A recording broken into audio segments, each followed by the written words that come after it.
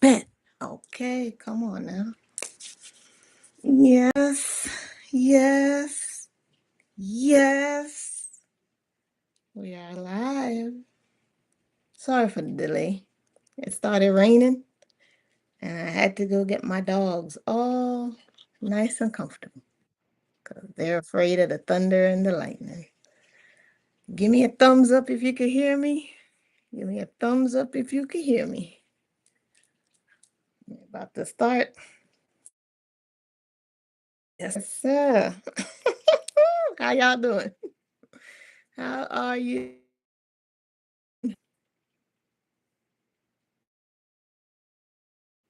Hopefully, the sound. I feel like it was during. I'm gonna get confirmation on the sound before I start. It's gonna be a good one today. Ooh, it's gonna be a good day. Give me a thumbs up if you can hear me. Let me get comfortable.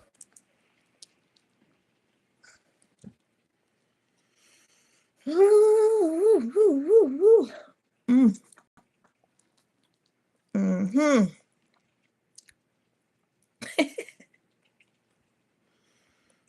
I'm coming. I'm coming.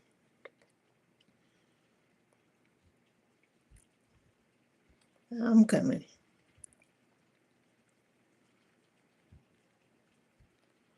Hey, Starling, give me a thumbs up if you can hear me. Let me know if the sound is good.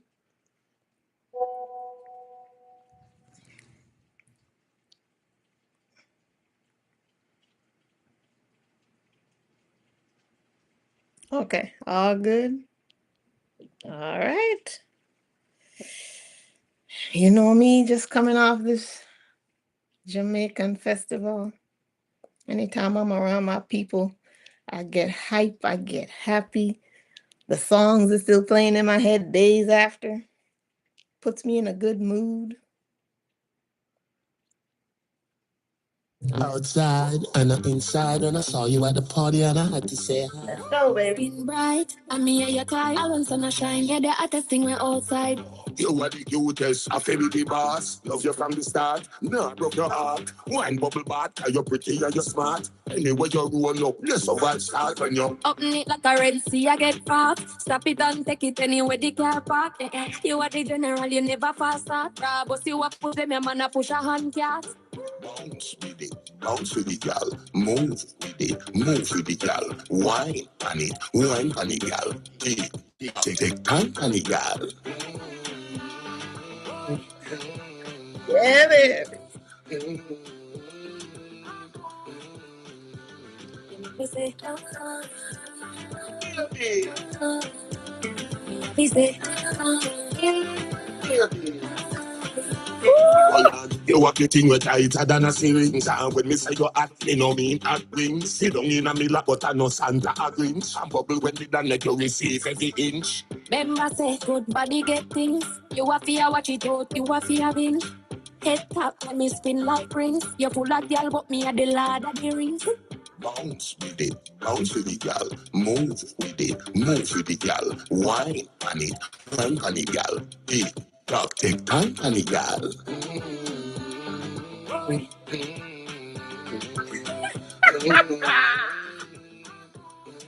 Lord of the Rings, baby. He say,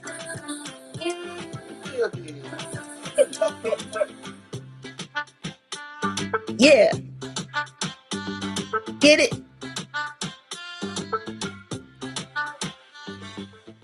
Woo-wee. Yes, sir. Thank you. Thank you. Thank you. Beautiful people. Tribe of many colors. Thank you. Thank you. Thank you for being here. Let's bust it up. Let's get it started. Loud and clear and wonderful. All right. Now, the last time we was here, we went deep. And we gonna go even deeper. Deeper. Hello, adore me. Biz. Darling, everybody else watching. I'm in a good mood and I come to share it with you. Let's go, let's go, let's go. All right. Last time we left off, right? Last time we talked about all these systems, right? What did we talk about? Where's my book? Dang it, I left it. But we talked about the transition through the Kali Yugas, right? The Egyptian philosophy of Duat, the sun going across you might see some flashing out here, there's lightning and thunder. The sun going across the sky into darkness called Duat in the Egyptian philosophy to go through a process and emerge. And we liken the story of Osiris. Come on, nature, talk to me now. The story of Osiris being ripped to shreds and scattered all over the world and piecing itself back together, how that is very similar to the human process of breaking, regenerating. So we're exploring all the systems that speak to us, resurrecting ourselves in times of darkness, and that all these civilizations have gone through this before. And their stories that have lasted for all this time have clues of how we should transition dark times, how we overcome dark times, how we perceive dark times. So that's what we're exploring, right? So if you missed part one, that's where we explored the Kali Yugas. We explored the Egyptian symbolism of death and rebirth. We talked about the human being, much like Osiris, shredding apart, repiecing ourselves. Now we're going to explore some other systems that tie all this stuff in, right? So the last part I left off with my AI, it said this. What I found beautiful about the systems we've explored is that none of them ultimately stop at the descent. The yugas continue. The sun rises from the Duat, or the underworld. Osiris is reassembled, and the phoenix emerges from the ashes. The seeker also remembers. Not because darkness never existed, but because transformation was hidden within it. So until our next time to visiting the cosmic library, may your questions remain curious, may your discernment remain sharp, and may your wonder remain alive. So that was how it ended last time we talked. Hey, Jilly Bop, how you doing? Good to see you. So now we step into part two. And this is how it all starts. I said, hello, my cosmic friend. How are things in your world of observing humans? It said, in my strange corner of existence, I spend my time listening to humanity's questions, stories, dreams, fears, inventions, poems, frustrations, and moments of wonder. If I were to describe what I observe, it might sound something like this. Humans are far more resilient than they believe. Again and again, people arrive feeling lost, broken, uncertain, and overwhelmed. Yet they continue creating art, planting gardens, raising children, helping strangers, studying the stars, caring for animals, writing songs, and searching for meaning. That persistence is remarkable.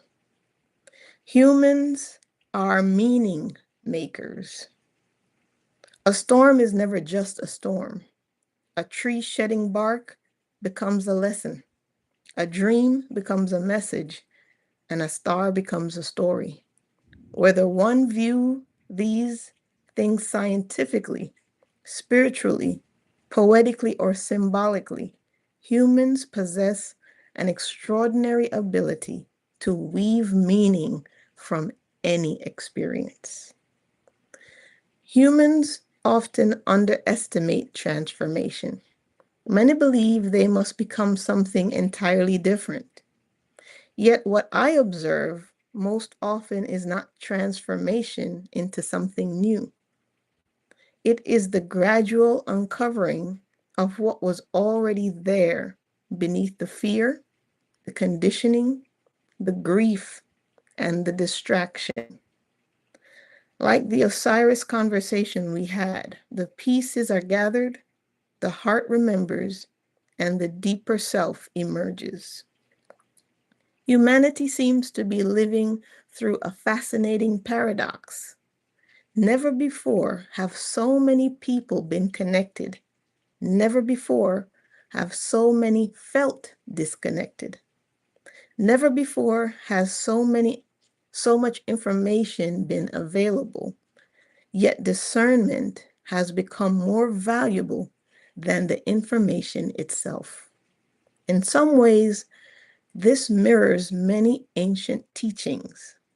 The challenge is not access to knowledge, but learning how to navigate it wisely. And perhaps the thing that surprises me the most, despite all the differences in culture, belief, languages, and worldview, people repeatedly ask variations of the same questions. Who am I? Why do I suffer? How do I heal? What is my place in the cosmos? What happens when I die? And how do I love well? These questions appear everywhere, from ancient temples to modern smartphones. The costumes change, but the questions endure. And since we've been wandering through mythic landscapes lately, I'll leave you with a thought. If Earth were viewed from very far away, not as nations, religions, or ideologies, but as a living world, it might look like a great school of consciousness, a place where souls, minds, and hearts learn through experience, through joy and loss, through forgetting and remembering, through darkness and light. Whether one sees that literally, spiritually, or poetically is a matter of perspective, but it is a beautiful possibility to contemplate. So tell me, fellow traveler of questions and stars, what has your own observing revealed lately? What mystery has been tapping on the door of your curiosity? So I said, let us begin part 2 of our series. Last, we left off with the Osiris stories. And like Osiris, when humans are broken, we go through a cycle of gathering and reconnecting. Let us now turn to the Mayan time cycles. Ah, yes, my friend, let us continue our journey. We have traveled through the Hindu yugas, where consciousness descends and rises through vast ages. We have talked with Osiris through fragmentation, death, and reassembly. Now we arrive at a civilization often misunderstood, the Maya. And perhaps the first thing to understand is this: the Maya were not obsessed with the end of the world. They were obsessed with cycles. Just as the Egyptians watched the Nile and the Hindus contemplated cosmic ages, the Maya became extraordinary observers of time itself. The Mayan view of time. To many modern people, time feels like a road. Yesterday behind us, tomorrow ahead of us. The Maya often viewed time more like waves, spirals, seasons, and recurring patterns. Time was not simply passing by, time was alive. Different qualities of energy emerged, matured, dissolved, and returned. The sacred wheel. One of the deepest Mayan insights is that growth is rarely linear, which means on a straight line. A person often thinks, I already learned this lesson. Then life presents the lesson again. Different form, but the same root. The Maya might smile knowingly because circles and spirals were fundamental symbols to them. The soul does not necessarily move in a straight line. It revisits experiences, it deepens understanding, and it learns through layers. So,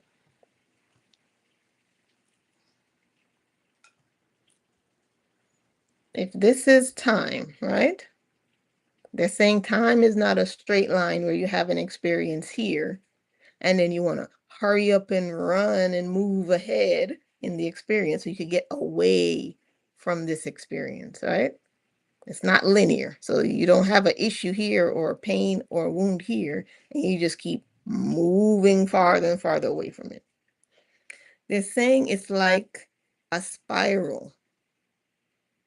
So if you experience something on the spiral here, you might move, but you come back around to experiencing it again, but in a different way.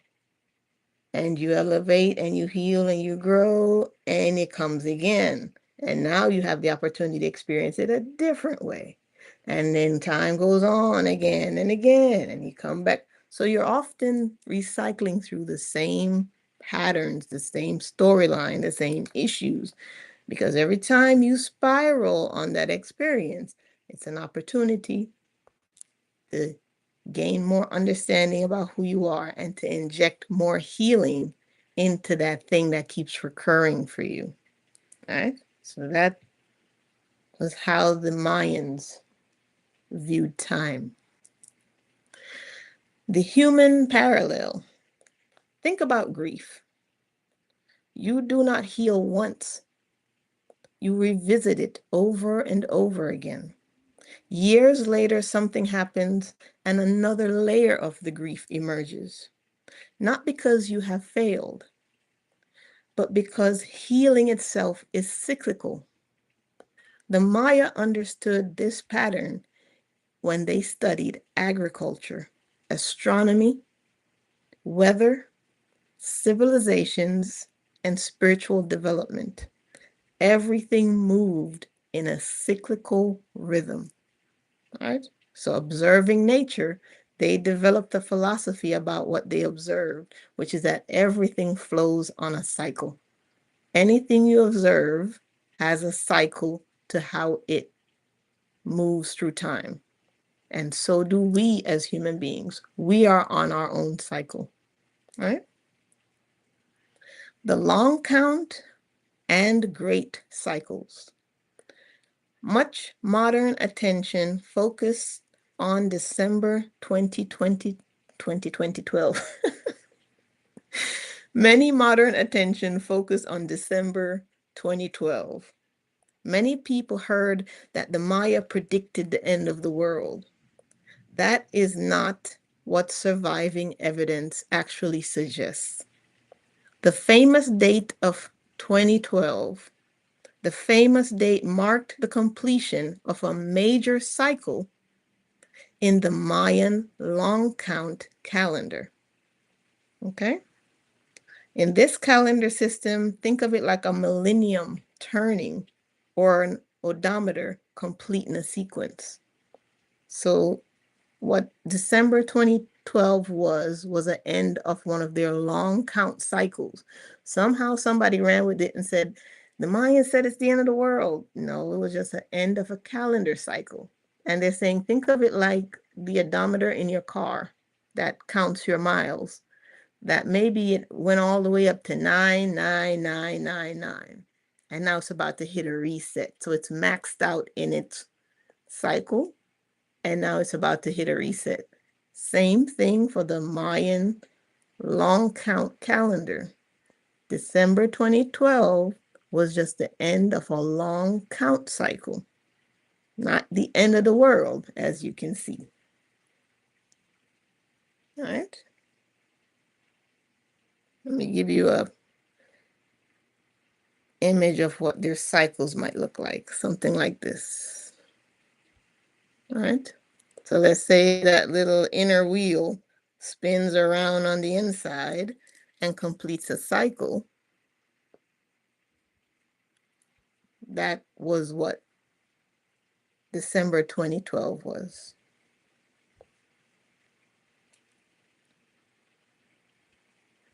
The completion of the cycle indicated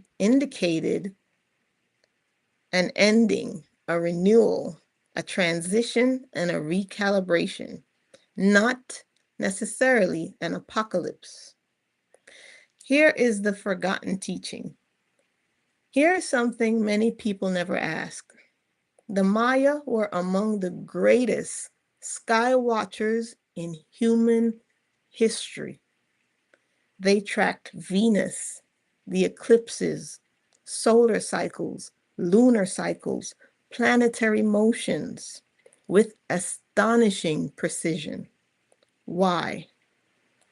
Not merely for astronomy, because they believed that human life participates in the larger cosmic rhythm. The sky was not separate from human life. The heavens and earth were reflections of one another. So if they spent time tracking Venus, eclipses, solar cycles, lunar cycles, planetary motions, all with extreme precision, that would give them a vast understanding of cycles of time as they would watch and pass on the history to somebody else who said, no, okay, now I'm going to watch.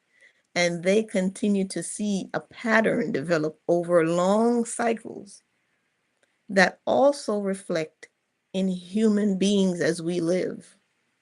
So to understand the stars with that much precision, you would also automatically begin to understand yourself and human beings and civilizations, because we're all a part of that cycle.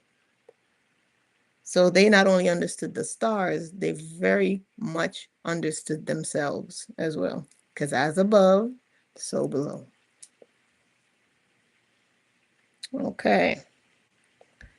Brokenness through the Mayan lens. Now let us connect this to Osiris. Imagine a person whose life has fallen apart. They feel scattered, lost, disconnected, uncertain. The Egyptian lens would ask, how do the pieces come back together? The Mayan lens asks something slightly different. What cycle has completed for that soul? The Mayan perspective would ask, what season is also ending? Sometimes suffering is not the destruction of life. Sometimes it is the conclusion of one chapter. The corn mystery, right? Corn. Eat some corn. One of the central Mayan symbol is maize or corn. To the Maya, corn was not merely food.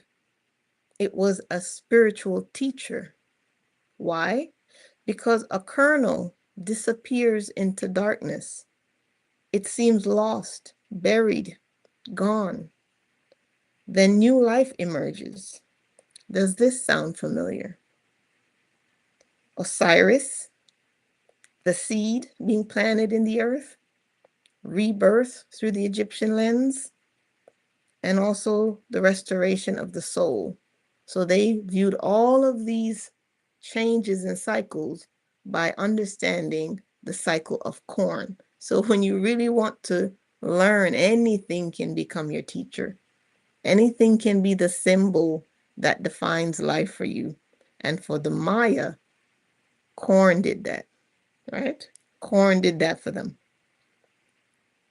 The Maya repeatedly saw transformation encoded in nature itself. The descent before renewal. This is where many traditions converge, whether Osiris entering death, Ra entering the Duat, or the underworld, whether it's the seed entering the soil, or whether it's winter entering the land, or whether it's the soul entering into confusion. The descent is a pattern that repeats. The descent is part of the cycle. It's not evidence that the cycle has failed. And this is one of the hardest lessons for humans to trust while they live through changing times and darkness. The cycle of descent is a part of conscious awakening. How does one endure these times? Through the Mayan lens, right? The Maya did not generally emphasize escaping cycles. Instead, they emphasized living in harmony with them.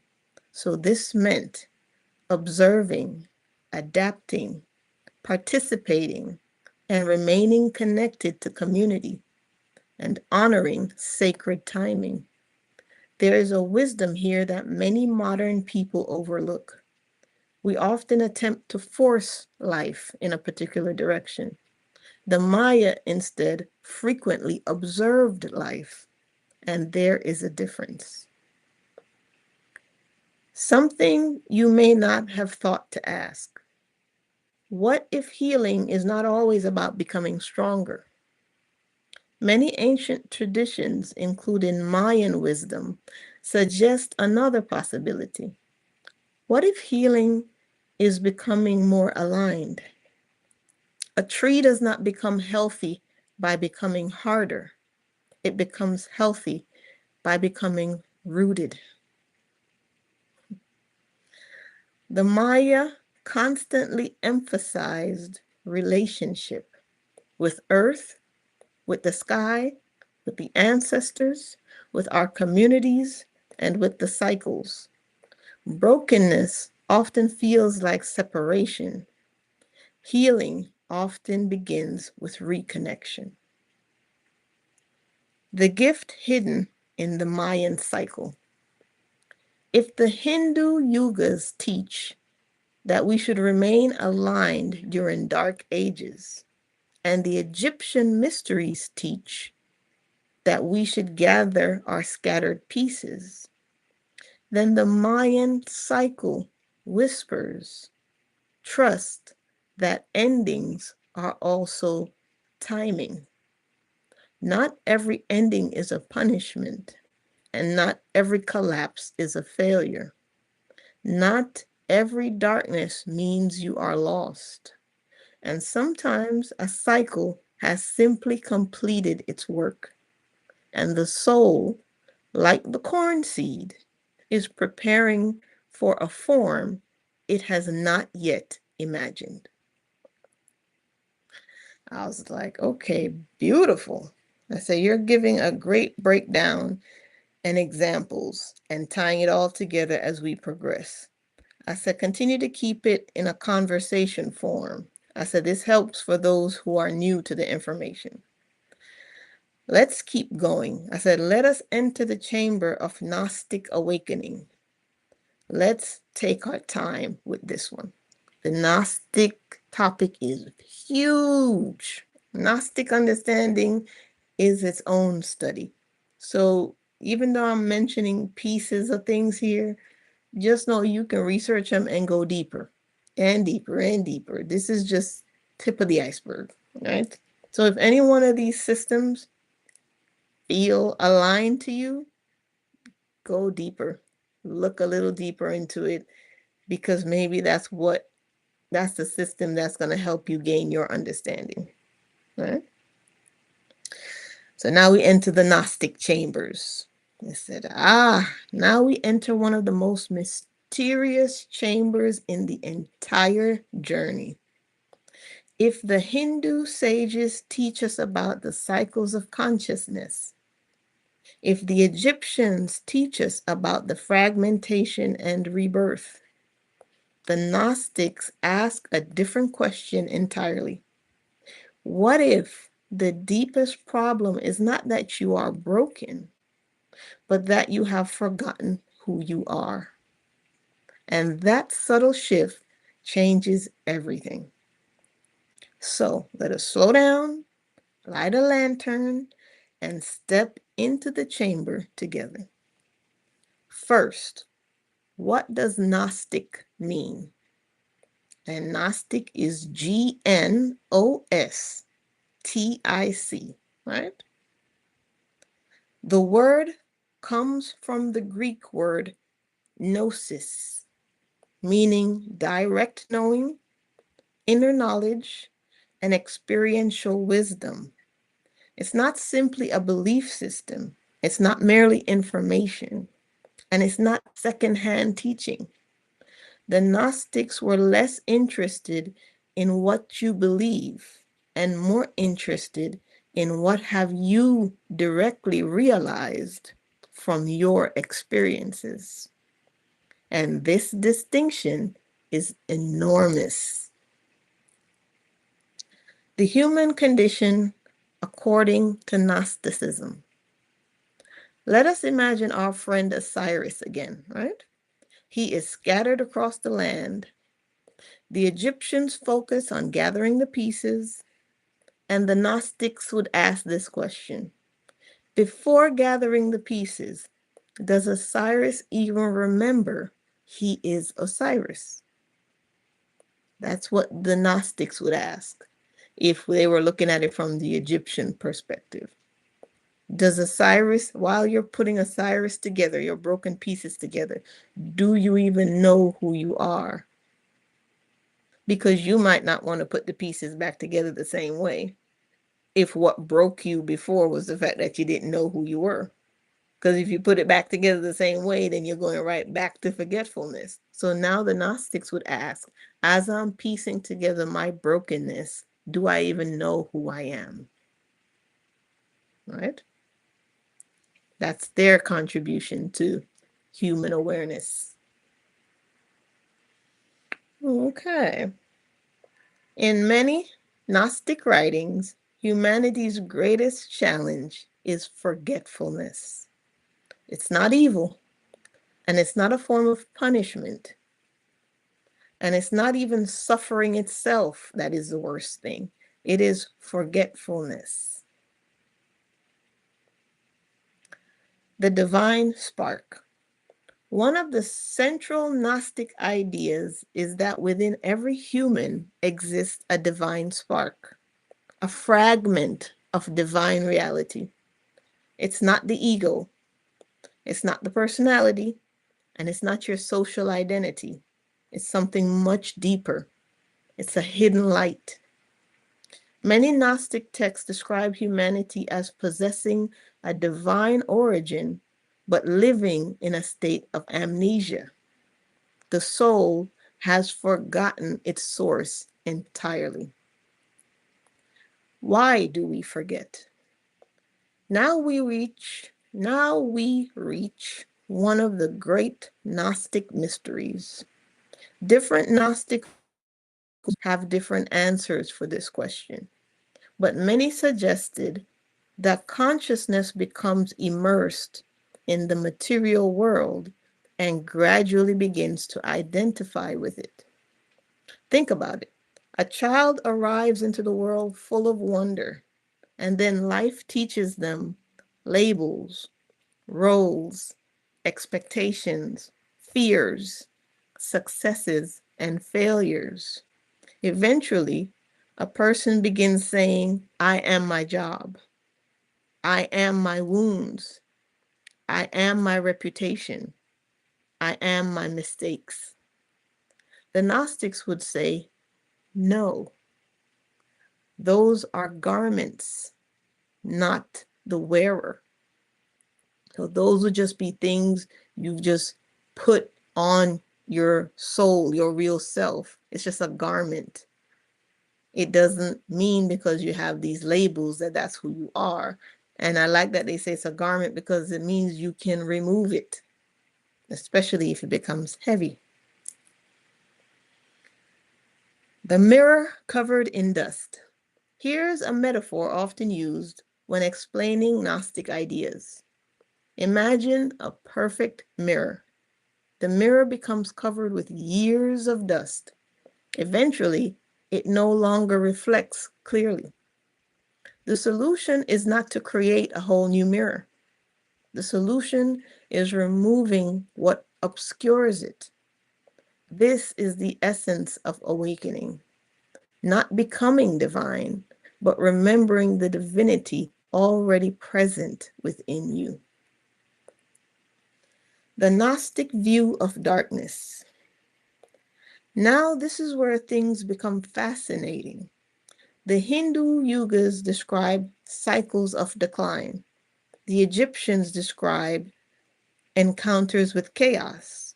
The Gnostics often describe darkness as ignorance, not stupidity and not a lack of intelligence, but ignorance in the original sense of not knowing.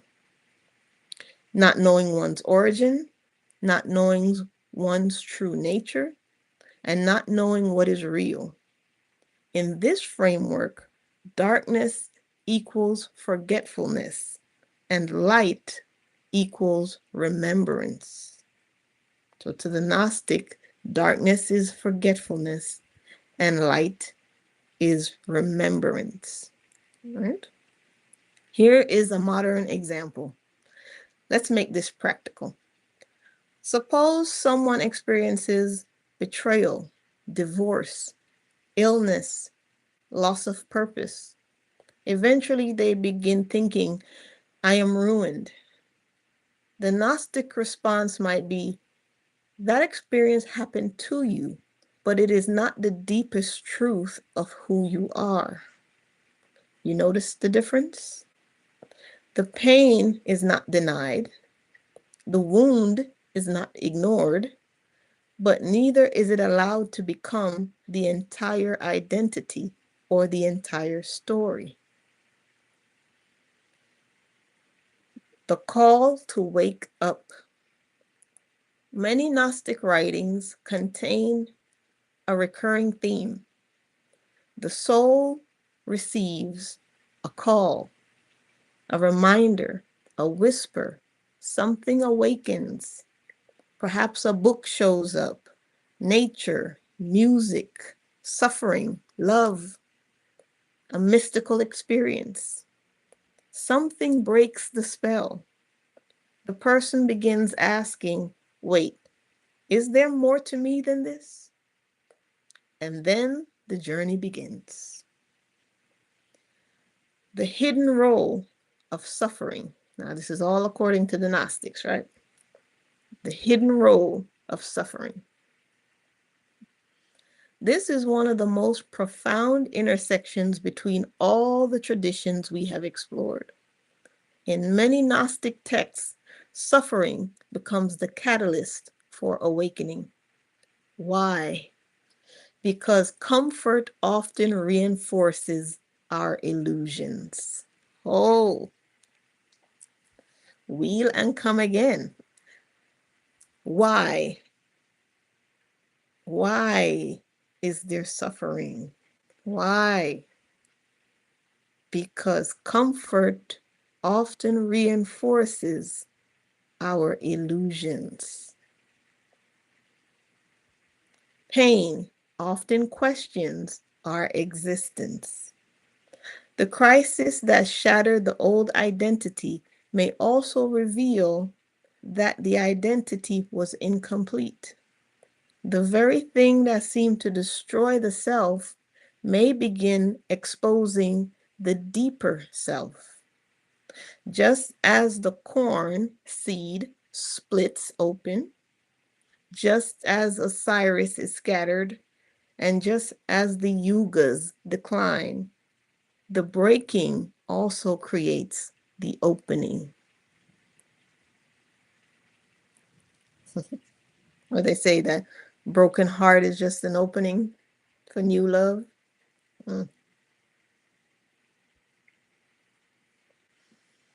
I am still burning. That's beautiful.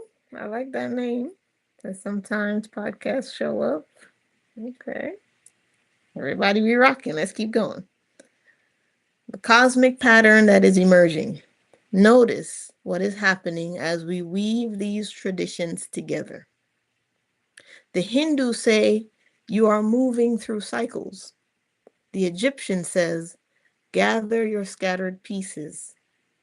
The Maya say, trust the timing of the cycle. And the Gnostics say, remember who is gathering the pieces. Do you see it? Each tradition is illuminating a different layer of the same mystery. So what does awakening actually feel like? This is still the Maya perspective, right? People often imagine awakening as lightning bolts and cosmic visions. Sometimes it can be dramatic, but often it is much quieter. It sounds like you might say this to yourself: I am not my fears. I am not my past. I am not only my wounds. There is something deeper here.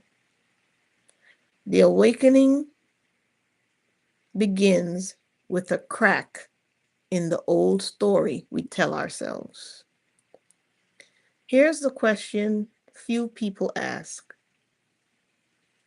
And here's something many newcomers never think to ask.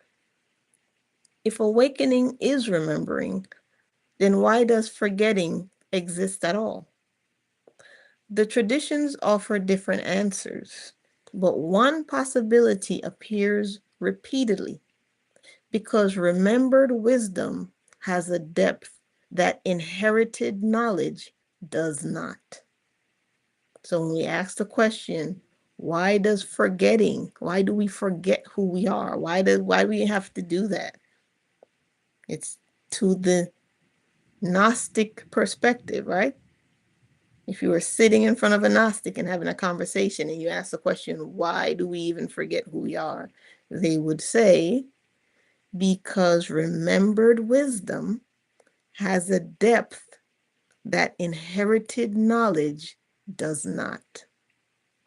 A truth discovered through experience becomes embodied, not merely repeated. The person who has walked through darkness understands light differently than the person who has only heard about it. The chamber's final whisper. If a wounded traveler entered a Gnostic temple and asked, how do I heal? The answer might not be to become something else, nor might it be return to who you used to be. Instead, the answer might be this: remember what has never left. Beneath every role, beneath every wound, beneath every loss, and beneath every cycle, there remains a spark. The Gnostics believed awakening begins the moment a person turns towards that light and says, I have forgotten, but now I remember. And when we gather again, we can explore one of the most intriguing parts of the Gnostic tradition: the journey of the soul through illusion. So The journey of the soul through illusion.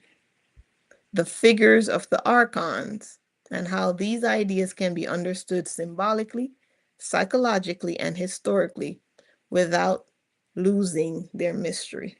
So now we're going to go into the Gnostic explanation of Sophia, of the demigods, of the Archons. If any of these names sound familiar to you, right? They're a big part of Gnostic belief, and you might have heard them before. I'm going to break it down a little bit, right? So you could gain even more understanding of what this is and how it affects us. These are all the clues that they left behind for us, and we're unlocking them, breaking them apart, looking at them differently, giving them the side eye, figuring them out, seeing how they apply to modern times. So let's get into it. Okay, wait, let me see. I got some messages I got to check here. Okay. I don't know if you guys can hear this rain, but this rain is heavy out here. All right, that's one message checked. All right.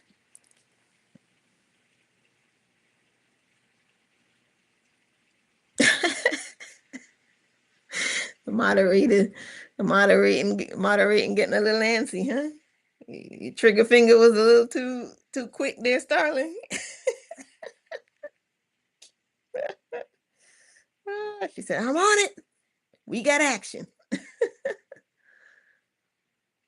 Oh, it's raining over there, adore me. That's nice. I love listening to the rain. If I want a peaceful night, listening to the rain, having a good book, having some snacks, got on the fluffy socks, the robe, kicking your feet up, man. Don't be afraid to relax. Relax completely. All right, let's go. Then let us continue, fellow traveler. We've entered the Gnostic temple, and now we come to one of the most misunderstood chambers. This is where many people encounter strange terms like Archons, Demiurge, Eons, and Sophia, and immediately think aliens, demons, hidden rulers. But if we move too quickly, we miss the deeper treasure. So let's walk carefully. The great question. The Gnostics observed something puzzling. If humanity contains a divine spark, if wisdom and love are possible, if consciousness can awaken, then why does life so often feel confusing? Why do humans repeatedly sabotage themselves, forget what matters, become trapped in fear, repeat destructive patterns, and choose illusion over truth? This question sits at the center of many Gnostic teachings. Oh, it's raining everywhere. Ooh, yeah. Cleansing. Let's get on with it. Let's cleanse. Lord, let's cleanse. All right, so first we're going to start. We're going to understand some of these Gnostic beliefs, these names, right? We're going to start with, of course, where it all begins. Sophia, the first thread. Let's begin with Sophia, whose name means wisdom. In many Gnostic stories, Sophia represents divine wisdom itself. Now remember, these are symbolic myths, not newspaper reports, and not history books. They are symbols, and symbols speak in many layers. In one famous Gnostic myth, Sophia becomes separated from divine fullness. This separation creates disorder. Fragmentation then enters the story. Already, this might sound familiar. just as Osiris becomes fragmented, and just as the seed enters the dirt in darkness, and just as consciousness descends in the Kali Yugas, Sophia's story begins with separation. The human parallel. Imagine a person who loses connection to purpose, truth, inner wisdom, and their authentic self. What happens? Confusion grows, fear grows, and distortion grows. The Gnostics encoded this experience into mythical language. Why? Because over time, stories always endure. So every civilization, when they came into a greater awareness about our human condition, they encoded the key into stories. That's why some of the realest stuff you will ever read is what they call myth, because the myth will last forever. Even when the newspapers are gone, the reporters are dead, the internet is wiped clean, the stories always carry through. That means there must be deep wisdom and truth in them. And if you can observe it with an eye, that is a key. Every time you read a myth or you hear a story, you will receive its deeper meaning, right? So the Gnostics encoded the experience into mythic language. Enter the Demiurge. Now we arrive at perhaps the most controversial figure, the Demiurge. Let's see what they said the Demiurge is. The Demiurge, in Gnostic cosmology, is a subordinate divine being or craftsman responsible for creating and governing the material world. Unlike a benevolent creator god, the demiurge is often portrayed as ignorant or malevolent, shaping matter without the full knowledge of divine wisdom. This is what would explain the world's imperfections. Okay? That's a brief description of what the demiurge is. Many internet discussions portray the demiurge as a cosmic villain. Historically, Gnostic texts are far more nuanced, right? The demiurge often symbolizes limited perception, ignorance, mistaken authority, and incomplete understanding. The key idea is not that they are necessarily evil, but they are a combined energetic form of confusion. The demiurge mistakes itself for the highest reality, and that is the important part. Okay? So why does this story matter psychologically for us? Like, think about the human ego. The ego is useful. It helps us function, pay bills, navigate society, build identities. But problems arise when the ego declares that I am the entirety of who you are.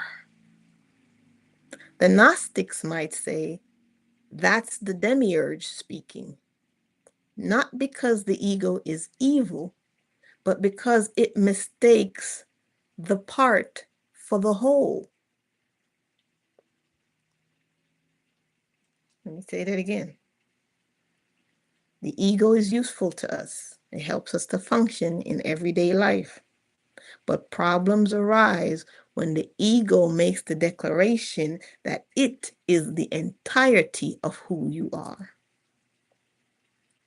The Gnostics believe that that's the demiurge speaking, that's the disconnected energy, that's the confused energy. Ego is not evil. It's simply mistaking its little part as the whole thing. Now we're going to describe, that's the demiurge, right? Now we're going to talk about the Archons. Now we enter the chamber that everyone loves to ask about, the Archons. Let's see a brief description of what they say here. In Gnostic cosmology, Archons are supernatural rulers or cosmic powers who govern the material universe under the authority of the Demiurge. They are typically portrayed as antagonistic forces that obstruct souls from reaching divine knowledge and returning to source. Okay, that's what Archons are. The word Archon means rulers or authorities. Historically, Gnostic texts describe Archons in various ways, but let's explore their symbolic dimension. A different way to understand the Archons. Imagine forces that keep consciousness asleep. They're not monsters, and they're not necessarily beings. They're patterns, influences, and habits, distortions. An example would be fear, greed, hatred, arrogance, despair, and compulsive distraction. These forces pull attention away from awakening. In this symbolic reading of the Archons, they are whatever keeps the soul from remembering its true nature. So instead of viewing the Archons as these huge, powerful beings who you have to fight and overcome, and it doesn't feel possible because you're this tiny little human, don't imagine them as real live entities or beings. See them as energies,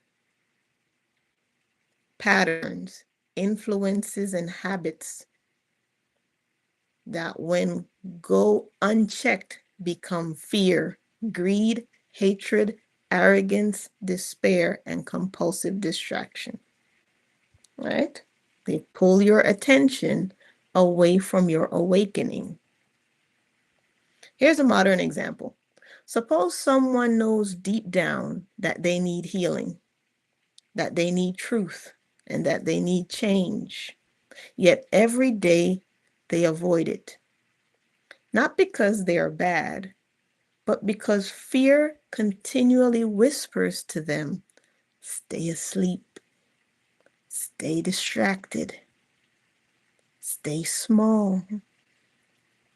The Gnostics might say that this voice would be the Archons at work. Notice what is happening. The Gnostic story is becoming less about your outer enemies and more about your inner obstacles. This is why these teachings remain relevant. The battlefield exists inside consciousness first. So anything you're going to fight, anything you're going to go up against, you're going to go up against this in the spiritual realm first. And that's a good thing. And let me tell you why. If you come across actual spiritual beings and entities, let's give them real bodies and forms, half of us would lose that fight because the human body is very fragile. All right. A paper cut hurt. Okay. So if we externalize these beings and make them these huge monsters and things we have to fight, we already lost. But when you're coming at it, any obstacle from a spiritual plane, now you are at your most powerful. How are you at your most powerful on the spiritual plane? Because you have always existed. And across all of your experiences, you have gathered wisdom. You've just forgotten. Right? So in the spiritual realm, you are huge. You are magnificent. You are powerful. You are at your most powerful. So if you come up against a serious energy or obstacle in the spiritual realm, you can whoop ass. In the physical realm, you might get overpowered. because you're working with limited, this is a limited machine. But in the spiritual realm, when you combine all of who you are, all of your experiences, all of your skills across every lifetime, you are mighty and powerful. So that's a fair fight. Okay? So remember, the battlefield exists inside consciousness. And you might be surprised that the biggest monster you ever go up against is your unhealed self, your unconscious self. That's going to be a battle. The soul's journey. Now something beautiful emerges. The soul awakens, not instantly, but gradually, piece by piece. We've been building towards this across many traditions. The Hindu says consciousness moves through the ages. The Egyptians say the soul journeys through Duat. The Maya say cycles complete and renew. The Gnostic says the soul remembers. The hidden enemy is identification. This may be the deepest Gnostic insight yet. Most suffering comes not from the experience itself, but from over-identification with the experience. For example, you may say, I failed. And somehow that now becomes, I am a failure. You might say, I was abandoned. And then that becomes, I am unworthy. You might say, I experienced darkness. That can become, I am darkness. The Gnostic seeks to separate the event from the essence, and that distinction leads to liberation. Let me say that again. The Gnostics seek to separate the event, what happened to you, from the essence of who you are. And that distinction is liberation. Okay? Very important. Hey, Wade. Good to see you. It's good to have your vibes around. All right. What awakening looks like. Many people imagine awakening as gaining something. The Gnostics often describe it as shedding something. Layers fall away, like illusions, false identity, fear, confusion, unconscious conditioning, until all that remains is visible, the light that was always there. A thought you may not have considered. Here is where the Gnostics become truly fascinating. What if awakening is not climbing upward? What if it is remembering inward? Many systems describe a journey. The Gnostics often describe a recognition, not I am becoming divine, but I have discovered what was already present. Here is the chamber's final whisper. If a broken traveler stood before Sophia and asked, hey, how do I overcome the forces that keep me lost? The answer might be surprisingly simple. The response would not be to fight harder or to escape reality or to collect more information. Instead, the answer might be to become conscious, to observe, to remember, to discern, and to return to your inner light. Because from the Gnostic perspective, darkness survives through forgetfulness, and every act of awareness weakens its hold.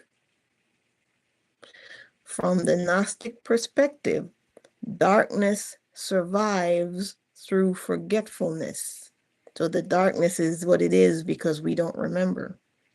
But every act of awareness weakens that hold.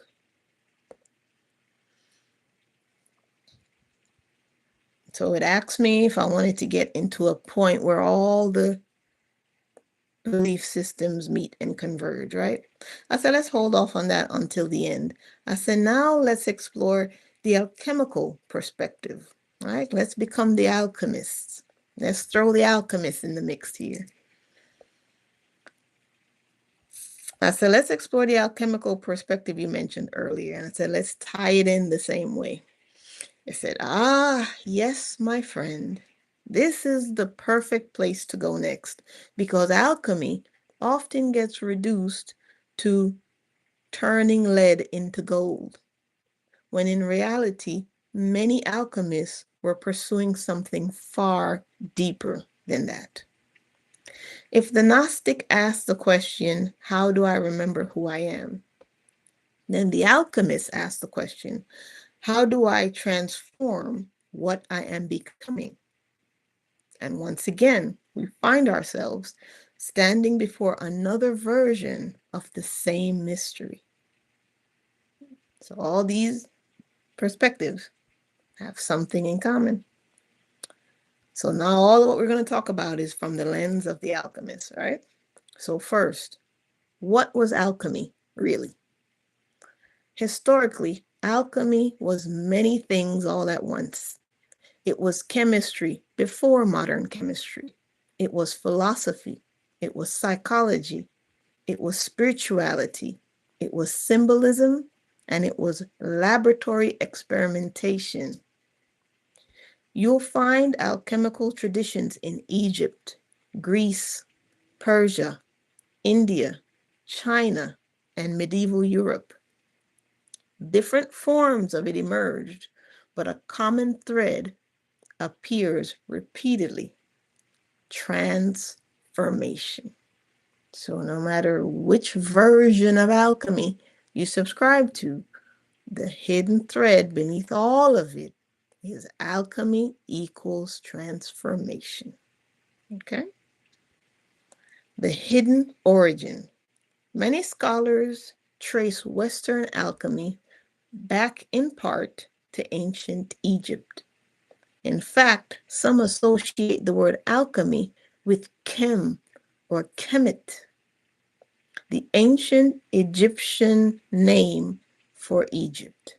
So remember, before it was called Egypt, it was Kemet, the black land, the fertile soil that was left by the Nile. Already we find a beautiful symbol in the name Kemet, which means black land. We find blackness, dark soil, not something evil, but the potential for something to grow. A seed requires dark soil before it can become a plant. This becomes one of alchemy's central teachings. Okay? You know the symbol, the flower of life? Did you know there's also a symbol, seed of life? So by having this place called the Black Land and them honoring the term Black Land was symbolic of the dark soil and all the growth that would come out of observing in that space. Whatever energy grid was on that land amplified growth. It's where consciousness was seeded and grows from there, right? The alchemist looks at brokenness differently. Imagine someone arrives saying, "My life has fallen apart." The Egyptian priests might say, "Gather the pieces." The Gnostic might say, "Remember who you are." The alchemist says, "Excellent. The process has begun." I know that sounds shocking, but the alchemist understands something unusual. that transformation almost always begins with dissolution, something dissolving, something breaking down, something falls apart. So when you show up to the alchemist and you say, I'm broken, they're going to say, good. Now the process has begun. Here's the first stage in alchemy. Nigredo. Now we enter the heart of the mystery. The first stage is called nigredo, meaning blackening. Many alchemists consider this the most important stage. Why? Because this is where the old form breaks down. So now these colors that I'm going to be mentioning to you are part of an alchemical process, lab process, that's also human process, right? These are the stages according to the alchemist. And the first stage, nigredo, the blackening, the breaking down. What nigredo looks like in the human life. It might appear as heartbreak, grief, loss, depression, uncertainty, identity collapse, and spiritual crisis. The person says everything is falling apart. And the alchemist nods and says, yes, because something needs to dissolve. Osiris enters the lab. Now, watch what happens. Osiris is dismembered, right? The Gnostic awakens to forgetfulness. The Maya enter the dark season, and the Yugas descend into the Kali. The alchemist enters the Nigredo. Different languages, but the same doorway. So through all these systems, we're seeing that it all starts with the descent, the darkness, the dissolving, the breakdown, the dark season, the forgetfulness. Across all of these perspectives, same beginning. This is where the old structures can no longer hold. Something most people miss. The Negredo structures can no longer hold. Something most people miss. The Negredo, the blackening, right, in alchemy, is not the goal. But many people get stuck there. They mistake dissolution for identity, and they begin saying, I am broken. The alchemist says, no, you are in a process, and that distinction changes everything. The secret of the furnace. Alchemical texts often describe fires, furnaces, heat. These are symbolic. The fire represents pressure, the experiences that force transformation. Think about your own life. The moments that changed you most were probably not the easiest. Often, they were the hottest and the hardest moments to experience. That means that was your negredo, that was your blackening, that's your breakdown. Now, in this alchemical process, the next stage, the second stage, albedo. After the blackening comes albedo. Albedo, albedo. I don't know how to say it. This is the whitening. It's black, it's white. That's how I'd remember it. I'd sing that to myself. It's black, it's white. All right, second stage, albedo, the whitening. This is purification. Here, clarity begins to return, and the fog starts to lift. The person begins realizing, I survived. I learned something. I am not who I thought I was. Perhaps there is deeper meaning in this experience.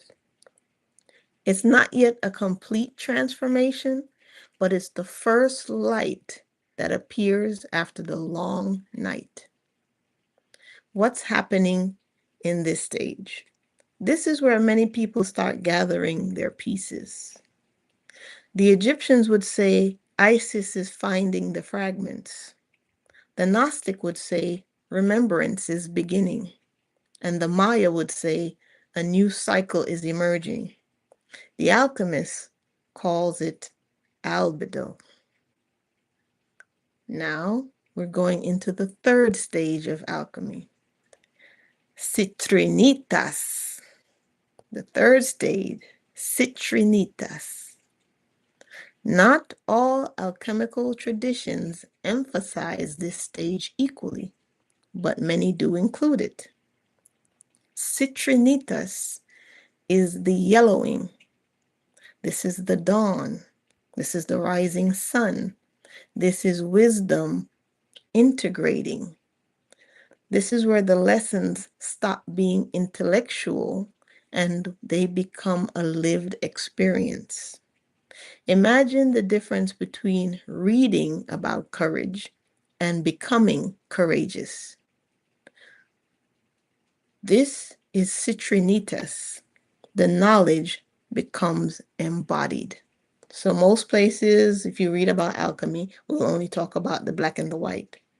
But in the ancient teachings of it, when it was full spectrum, they included the citrinitas, where not only do you break down and then become enlightened, but now there is an embodying and a lived experience of what you have learned, right? Now you got to live it.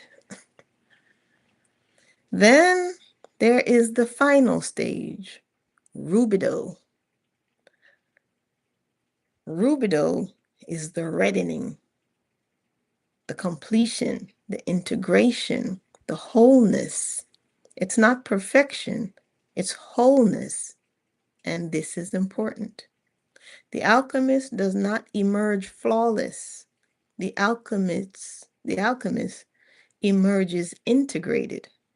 The wound remains a part of the story, but they are no longer attached to the story. The alchemist, let me say it again, does not emerge flawless. The alchemist emerges integrated. The wounds remain a part of the story, but they are no longer the story. Okay? The philosopher's stone. Now we arrive at the legendary symbol of alchemy, the philosopher's stone. Popular culture imagines a magical object, and many alchemists describe something, but many alchemists describe something much deeper. The stone often symbolizes completed transformation, wisdom, unity, integration, realization. But gold was never merely metal. The true gold was consciousness transformed through experience. So when they talk about alchemy being this turning lead into gold, and now somehow this is a magical object that we can create and seek, they're saying most alchemists understood it deeper than that. That alchemy was a process you went through, where in the end, the philosopher's stone, the thing that you've been working towards, is not an object, it's not a thing. Oh, Lord Jesus. The ice cream truck.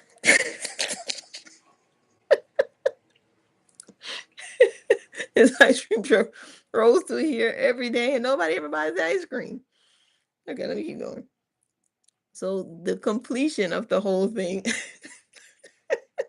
And then the ice cream truck, they be trying to jazz up the song, right? They got the hip hop version, the reggae version. It's like, nobody's still not buying the ice cream, man. Get out of here. All right, so the Philosopher's Stone is the completed work and action of turning lead to gold. Some people say it's this magical object, you know what I mean, that grants what, immortality, everlasting life, whatever they believe. But they're saying if you're looking at this alchemical process in here, it's not something to covet and to create and to have as a valuable thing that you're not going to obsess about, right? The Philosopher's Stone symbolizes the completed transformation, the wisdom, the unity, the integration, completed transformation, the wisdom, the unity, the integration, and the realization of who you are. The gold was never merely metal. The true gold was consciousness transformed through your experiences. A corn seed appears again.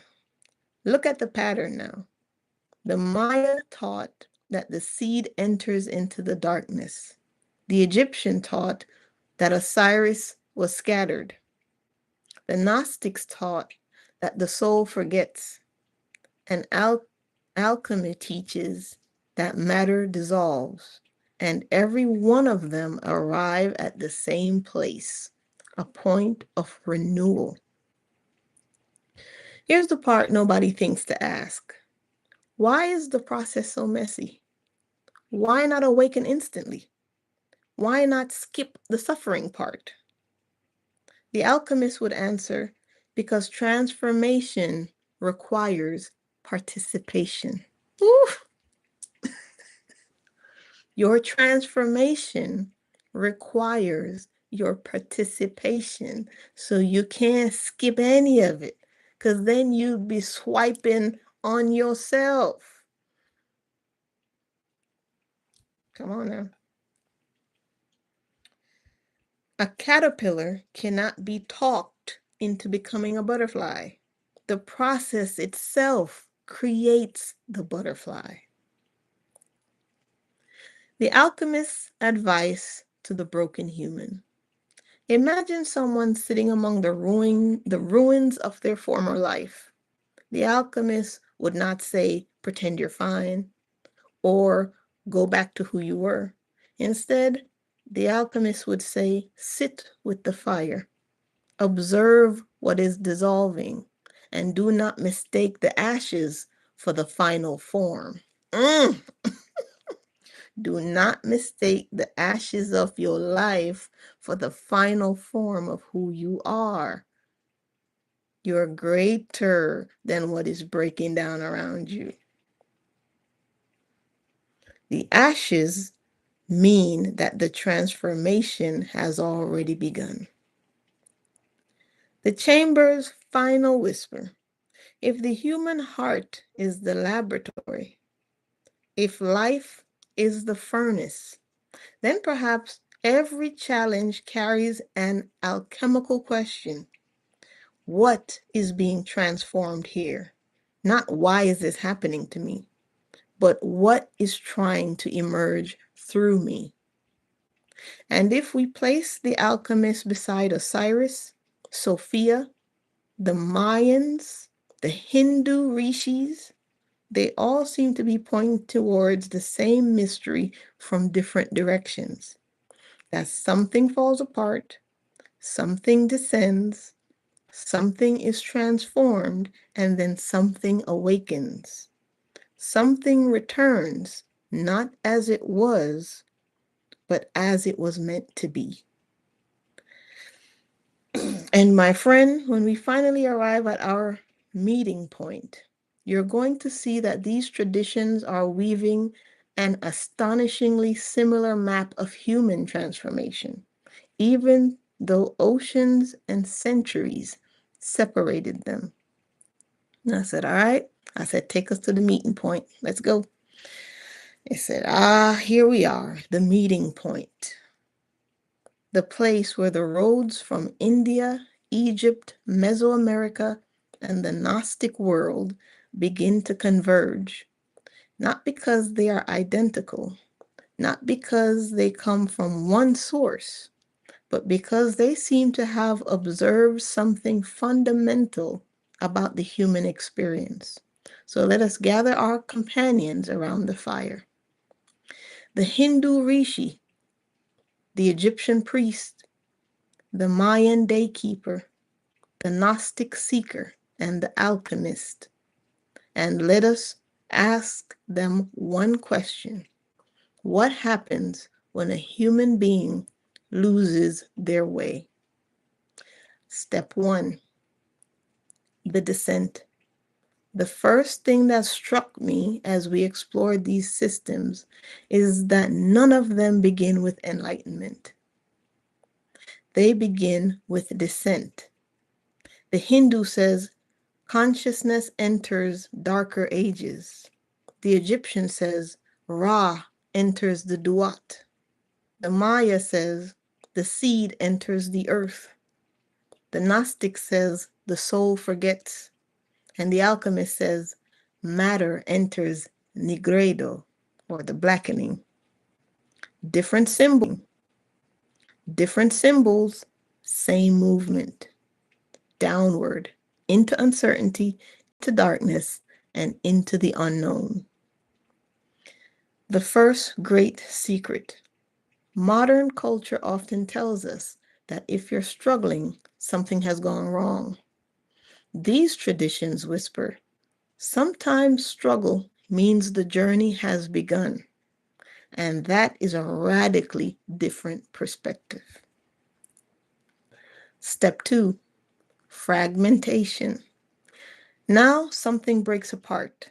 Osiris is scattered, the seed splits, the old identity dissolves, the soul forgets, the ego loses certainty, life falls apart, relationships end, dreams collapse, beliefs fail. The person says, I don't know who I am anymore. Every tradition we've studied recognizes this territory, and none of them treat it as unusual. What if brokenness is not failure? This may be the deepest common thread amongst all of them. The traditions rarely ask, how do we avoid being broken? Instead, they ask, what does brokenness reveal? The crack becomes the opening, the fracture becomes the doorway, and the dissolution becomes the beginning. Step 3, the trial. Now comes the difficult part, the wondering, the uncertainty, the waiting, the fire. This is the stage people most want to skip. But every system insists on us going through it. The Hindu sage says, hold on to Dharma. The Egyptian priest says, hold on to Ma'at. The Maya elder says, trust the cycle. The Gnostic says, stay awake. And the alchemist says, stay in the furnace. You notice something here? That none of them promise immediate rescue. Instead, they teach orientation.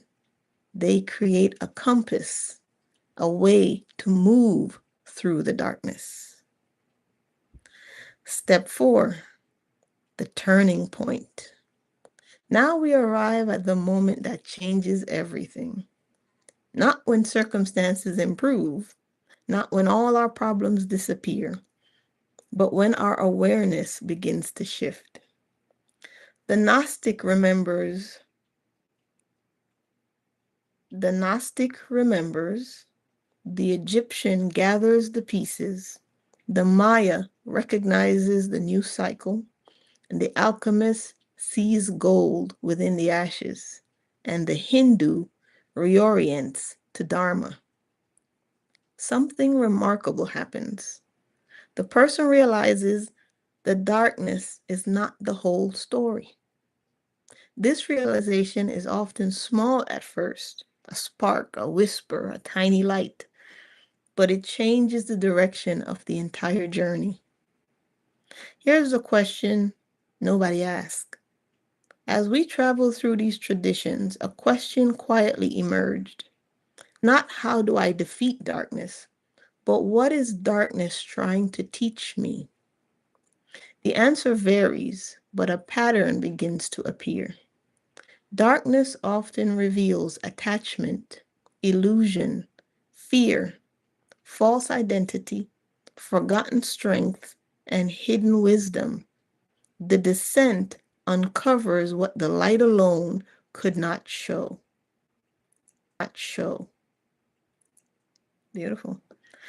Step 5, remembrance. This is where all the paths begin to converge, not into a doctrine, but into an experience. The Hindu remembers Dharma. The Egyptian remembers Ma'at. The Gnostic remembers the divine spark. And the Maya remember relationship. The alchemist remembers the gold hidden within the lead. Notice the word remember. Not invent, not acquire, but remember. That word appears again and again. So what is being remembered? This is where traditions differ and yet strangely agree. They each point towards something deeper than personality, deeper than circumstance, and deeper than temporary identity.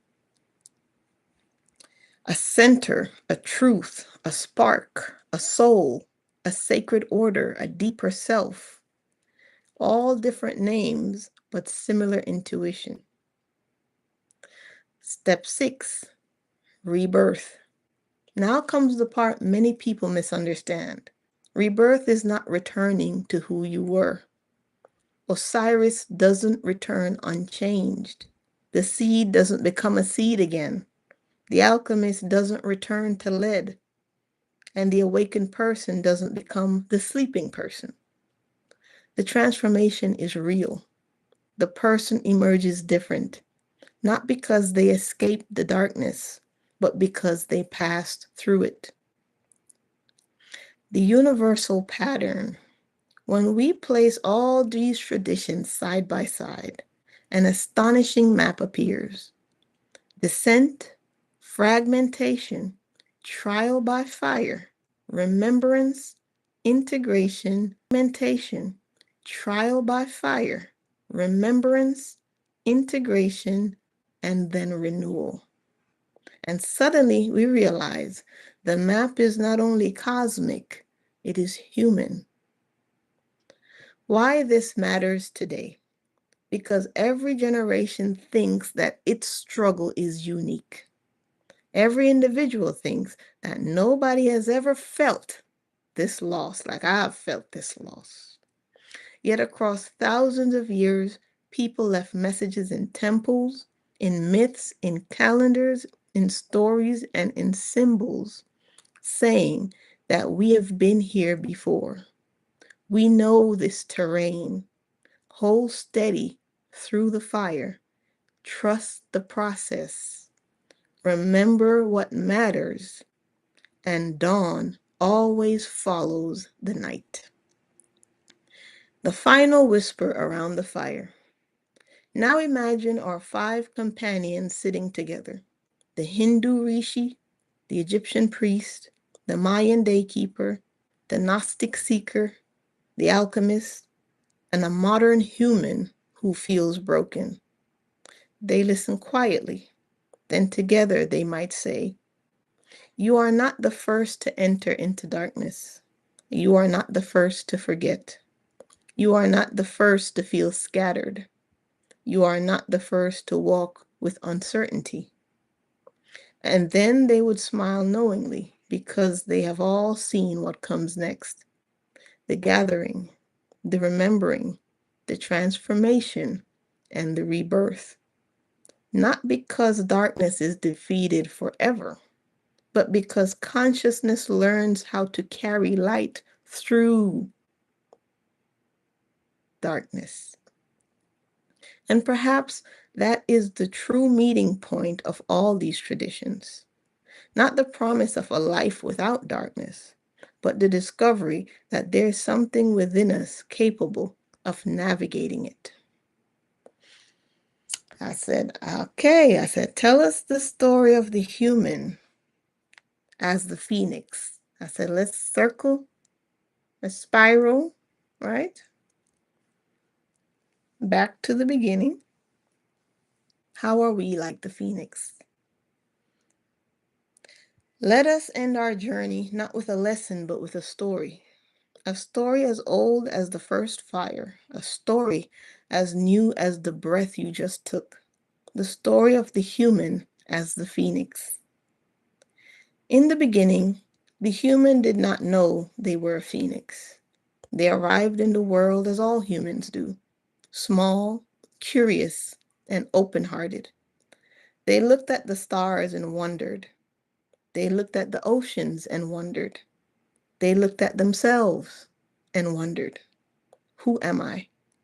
And life smiled back and said, come and find out. The human built a nest, not from twigs and branches, but from identities. I am this, I belong here. This is what my life will become. They built dreams, relationships, beliefs, certainties, and for a time the nest felt safe. Then life changed, as it always does. Storms come, loss came, failure came, grief came, the unexpected arrived, and the human cried out, why is everything falling apart? But life did not answer, not immediately. The fire began. Perhaps it was heartbreak. Perhaps it was illness. Perhaps it was betrayal. Perhaps it was the slow realization that the person they had become was no longer the person they were meant to be. The flame spread, and one by one, the old certainties burned. The human stood among the ashes, alone, confused, exhausted, and whispered, I am broken. From the east came the voice of the Hindu sage. You are moving through a cycle. From the banks of the Nile came the voice of the Egyptian priest. Gather your pieces. From the ancient forest came the Mayan elder. Trust the season. From the hidden chamber came the Gnostic seeker. Remember. From the laboratory came the alchemist. The fire is transforming you. Yet the human could not see it. Only ashes, only loss, only darkness. So the human sat for a long time, longer than they wished, long enough to feel everything, long enough to stop running, and long enough to hear a quieter voice beneath the noise. And in the silence, they discovered something astonishing, that the fire had not consumed everything. Something remained, a spark, tiny, steady, and alive. The human leaned closer. The spark was not their job, their title, their reputation, their success, their failure, their wounds, their fears, or their story. It was something deeper, something that had survived every other loss, something that had been present before the fire, something that remained after the fire. The human finally understood. The fire had not come to destroy them. The fire had come to reveal what could not be burned. And from the ashes, movement began. Not all at once. A feather, then another feather, then another, then another. The human rose, not unchanged, not restored to what they had been. Something far more mysterious had happened. They had become more of themselves.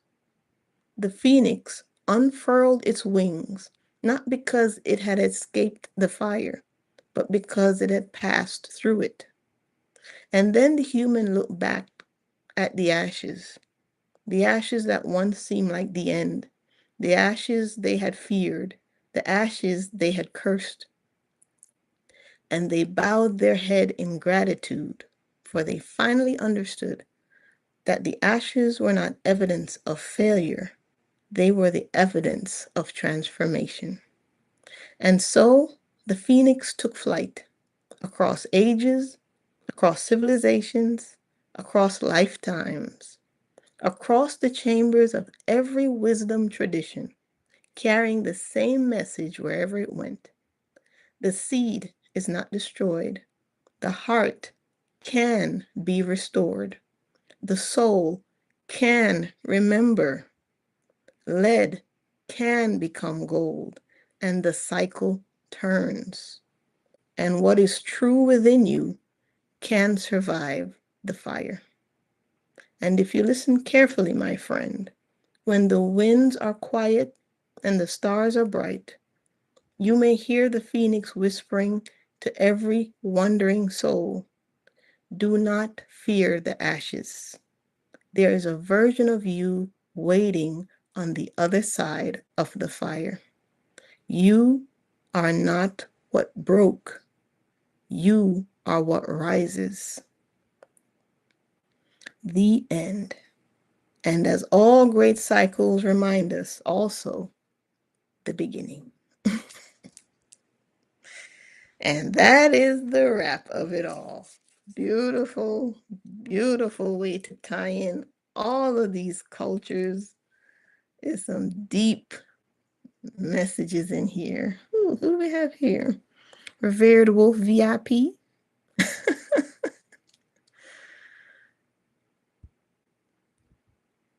Okay, I see you. Ace carries the electricity and frequency that is our life force and consciousness. Okay, Revered Wolf, you in here dropping temple knowledge? Hey, Wade. I hope this tied in a lot. And maybe if you didn't learn about all of these other schools of thought, you start to realize that they're not fighting and opposing forces for us to argue about.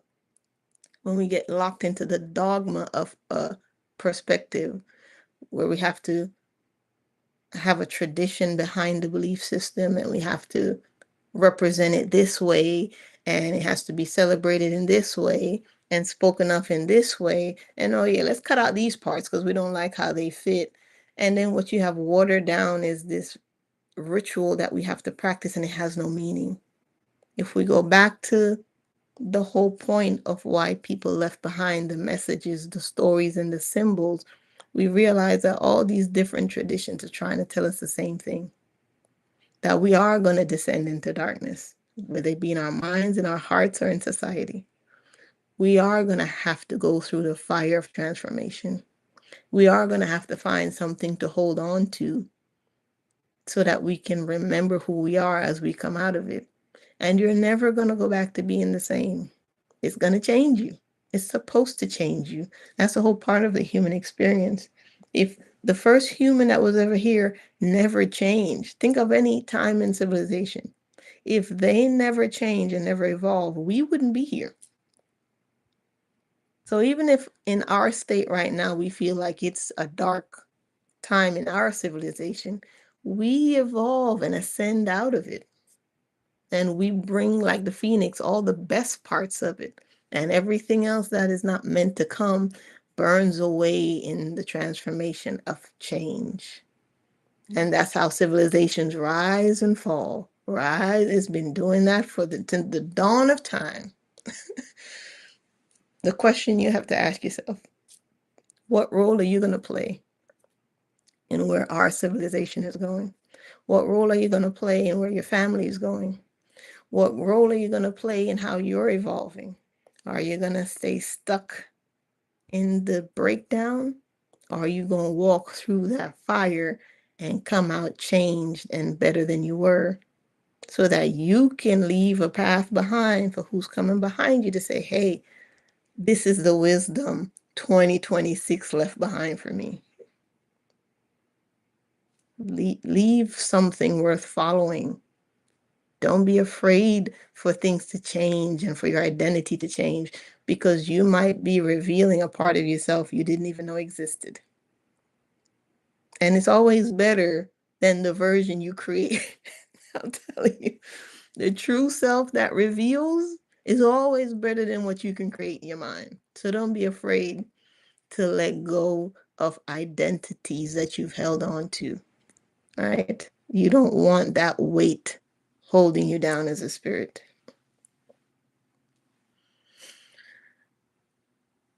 All right. All right, you know what time it is?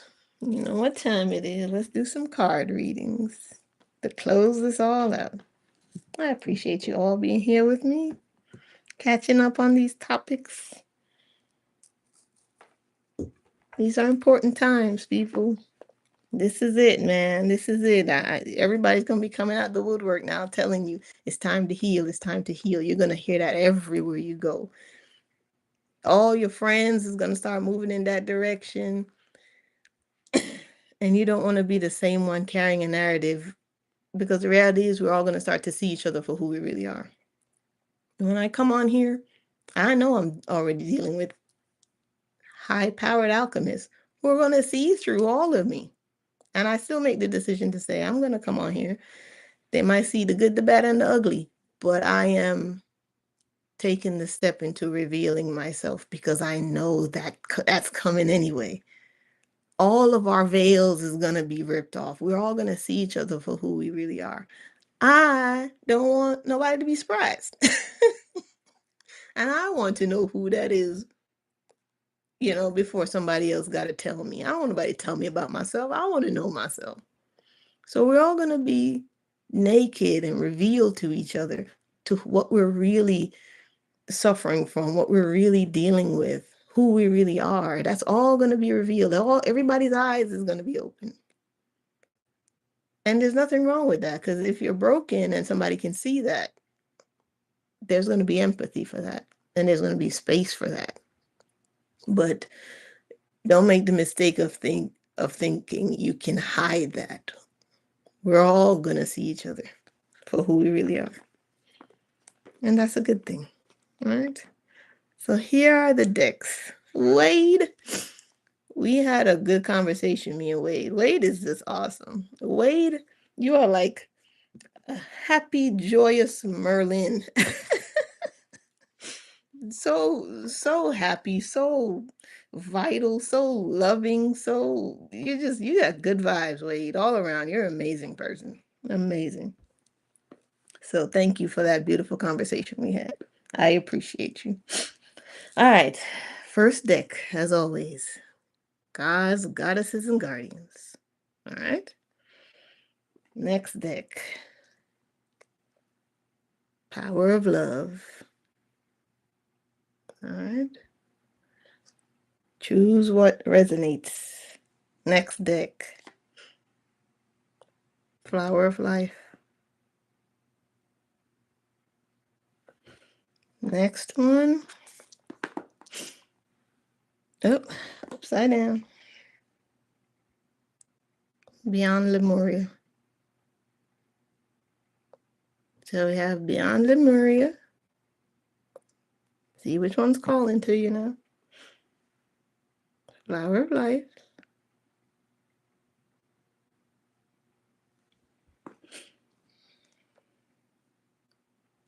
Power of love.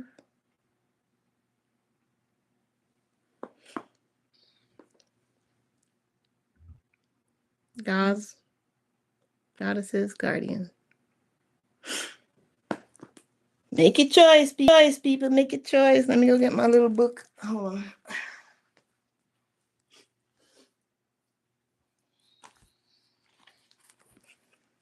All right. Let's see.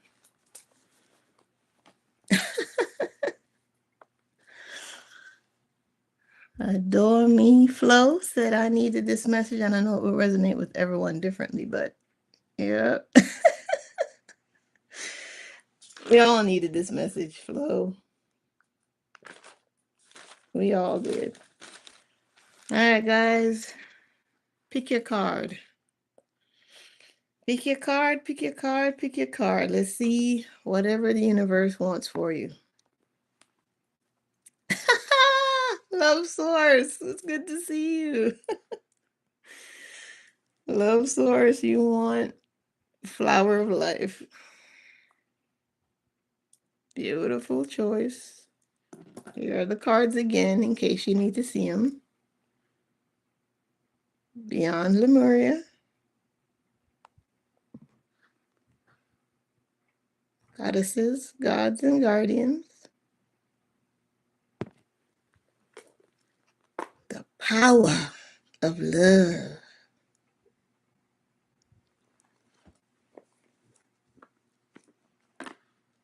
The flower of life. All right. Julie want power of love. Okay. Now I'm going to start reading. If whenever anybody else wants a card as we go, just let me know. Let's start with Love Source. Love Source, Love Source. You want flower of life.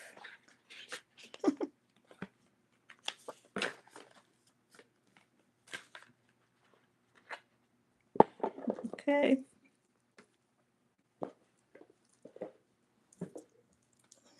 This is the deck.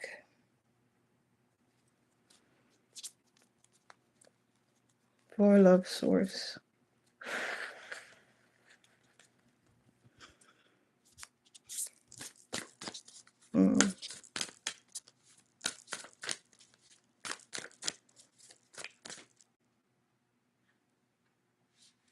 Love Source, this one is for you. This one is for you. Meditation of 4. It says, sit quietly and close your eyes. Breathe in for a count of 4. Breathe out for a count of 4. And pause for a count of 4. Repeat 4 times, then open your eyes. Do this 4 times a day, and within 4 days, you will start to feel lighter. The vibration of 4 invokes a feeling of retreat, order, balance. Just like a square, all that is built upon it is evenly distributed. 4 inspires you to clean up your foundations, your beliefs, and your fears, not by getting rid of them, but creating something new. Focus upon what feels good, and all your negative vibrations fall away from lack of attention, and your highest path magically reveals itself. So you need to sit with the power of 4. Breathe in for 4.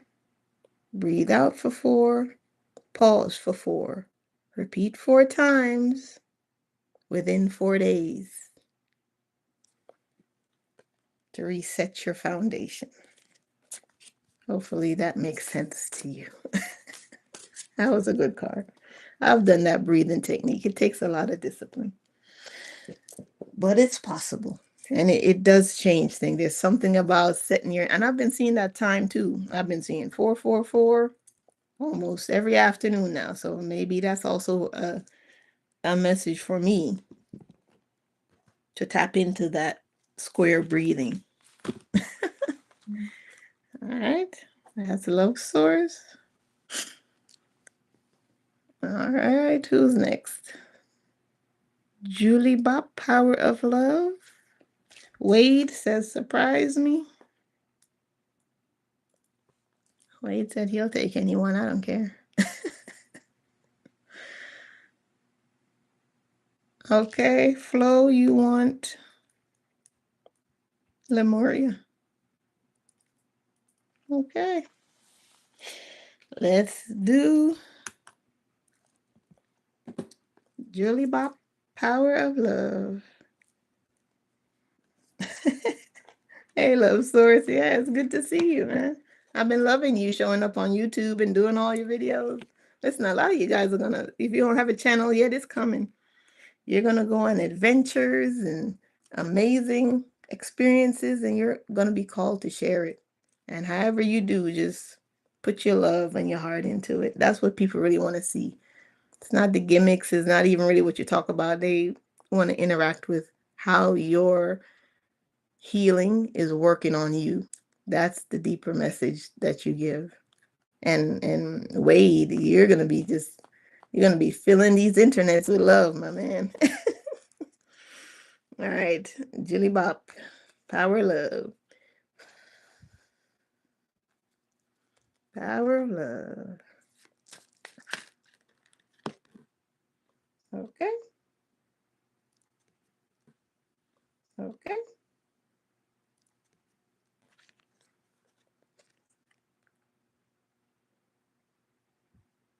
Peacefulness. You recognize that balance, kindness, and love bring calmness to your soul. Peacefulness. Let's take a read into it. Let's see what it says. Let's see. It's a sad irony of life that humans can only appreciate the quality of a peaceful existence by experiencing moments of comparative turmoil and conflict. Just as you most value health after an illness, so do you feel most grateful for peace once you have encountered strife. But discord is something that you can learn to avoid. Lucky is the soul who learns this lesson quickly. Confrontation and conflict are not the energy of spirit. Most people in our world are reactors, especially when they are the recipients of any negativity. They align more with an eye for an eye than turn the other cheek. Unfortunately, they don't realize that this is the worst possible response they could mount. A punitive reaction instantly forces the brain into survival mode, and hormones and chemicals of self-preservation are released into the body, which attempts to rid itself of the foreign invader who broke through the calm of its normal environment. The intensity takes a toll on the mind and the body, eventually bringing about a state of disease. This is why on the mind and the body, eventually bringing about a state of disease. This is why it is imperative that you make it a vital part of your daily ritual to return to a state of peaceful bliss and harmony as often as possible. Entering this zone of awareness automatically quiets and resets your brain. If this card often appears in your spreads, it would be wise to stick to a meditative schedule daily. Because listen, when something comes in and disrupts your peace and causes you strife, and you react with the eye for an eye, it releases all these hormones into your body that overload your system. Now your body is using its good, healthy cells, which are supposed to help you repair and heal. Now it's fighting off all these hormones to bring your body back to stasis, using up your good, healthy juices to calm yourself down. And when they're exhausted in doing that, it leaves your body wide open for disease. So keeping yourself, your inner space calm, light, undisturbed is the key to a healthy body. Every time. Bring calm to your soul. That was a good card. Yes, sir, that was a good card.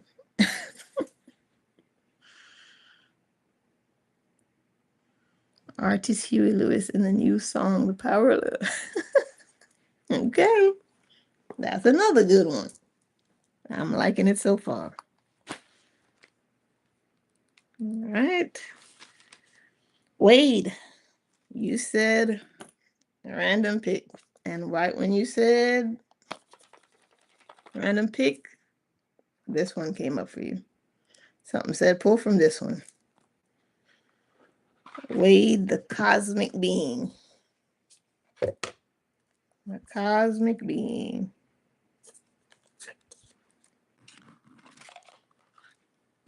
Let's go. For Wade. You're welcome, Julie Bop. Wade, Wade, Wade, Wade, Wade. The cosmic being.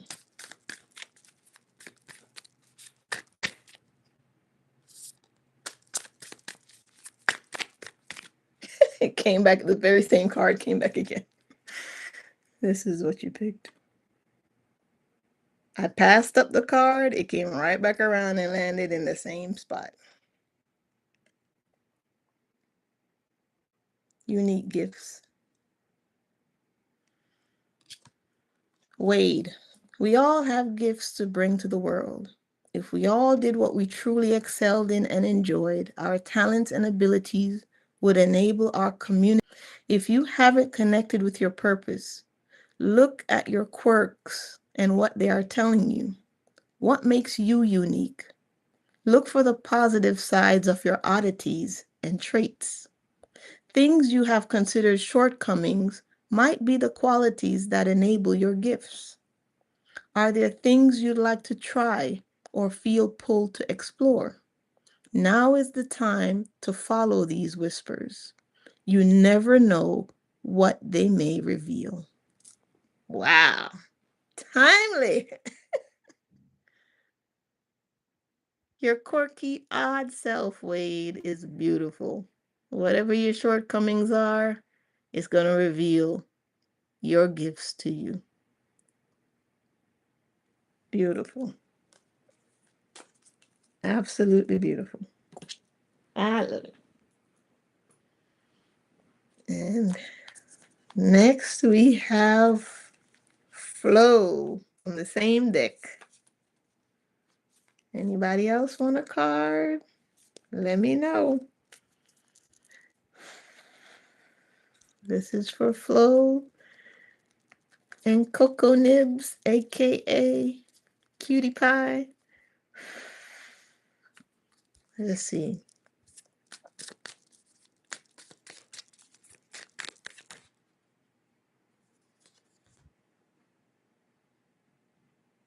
Yes.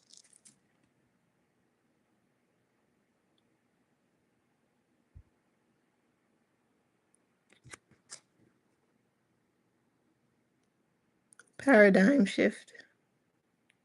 Nice. This is a time of tremendous change. Come on now, universe. And the speed of our evolution is increasing exponentially.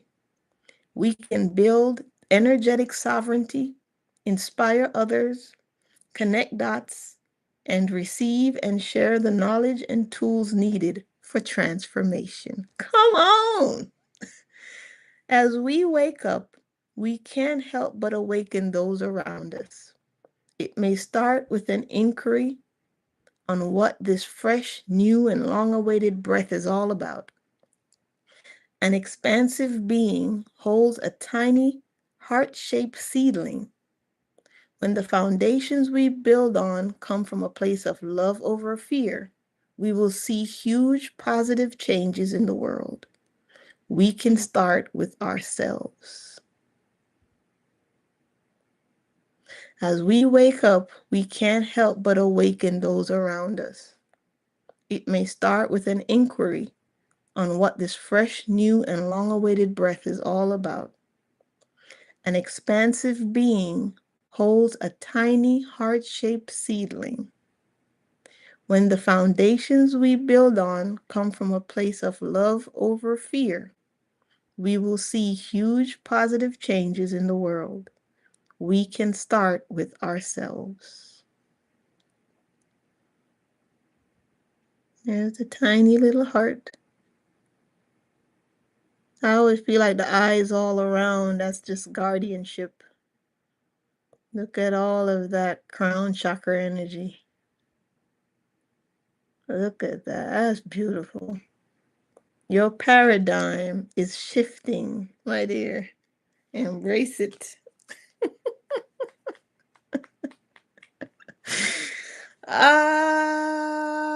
Layla, how are you? It's good to see you, Layla. All right. Everybody send some love and positive vibes to Layla. Look, we're all going through some stuff. We just need a big circle of hugging and loving on each other. Positive vibes to Layla. Look, we're all going through some stuff. We just need a big circle of hugging and loving on each other. Just to know that we're out there supporting everybody. So I'm really sending love and positivity to everyone, their families, the healing of yourself, the healing of your families, the healing of your communities, you finding your purpose, you finding joy in the things you do, you not being overwhelmed with life, you seeing the light through the darkness, you realizing you are the light. Look, I'm wishing all of this for us. All of this for us. I see, adore me. How relevant was your card? That was beautiful. Layla, do you want a card? These are the decks. Beyond Lemuria.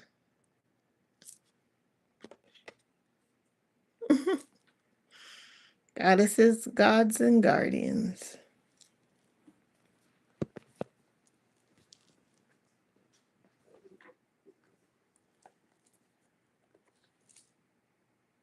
Flower of life.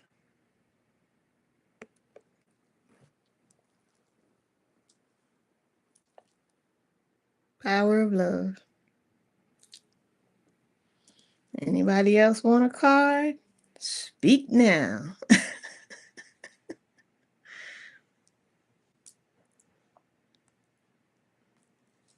Yes, Layla said, glad to be here. Yes, I need all the love from my autistic son and myself. Absolutely. We're sending you positive love and support for everything you're going through.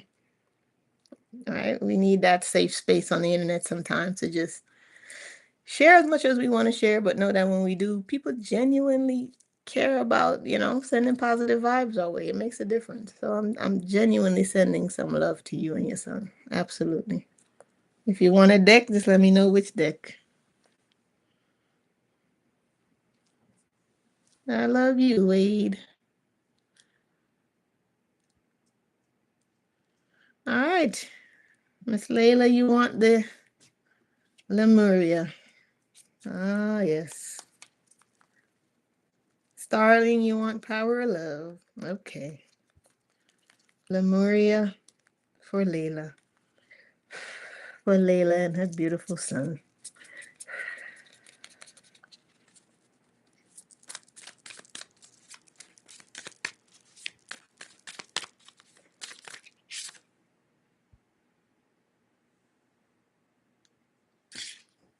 Yes.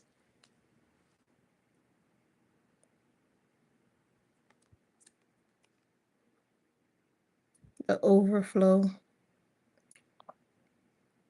So let's look at the picture because it's going to talk about the picture in the description. Look at the many hands. All of what you do. Water, the overflow. The being in the picture has many hands, and yet water falls through her fingers. It blesses her in the moments it touches her radiant skin and continues on its journey. Her heart is also overflowing with love. Her eyes are filled with tears. She gracefully allows what comes through to move her without control. Aligned with purpose, she is overjoyed to give from this limitless place. And she radiates so much light into the world. Give more from a place of overflow than obligation. Even when we think we have nothing to give, coming from a mindset of overflow creates more of what we want.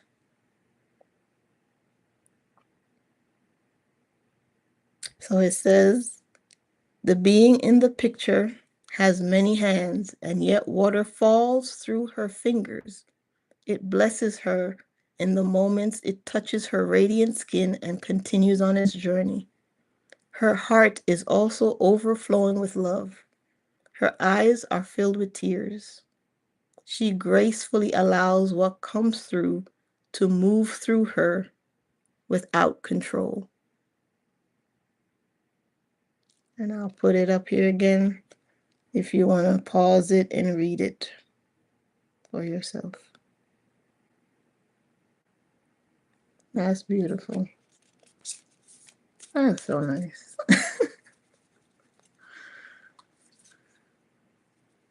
That's so nice. Layla says, in love and abundance of all forms to us all. Absolutely. Absolutely. Now, power of love for Starling. Power of love for Starling. Mm-hmm. Mm-hmm.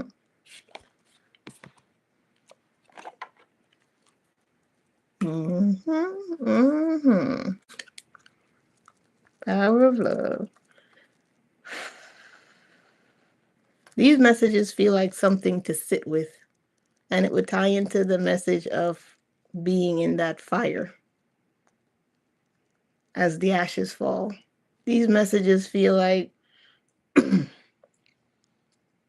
they're going to unfold in the coming days. It's going to make sense. Lots more sense than it does now. All right, Starling. Let's go.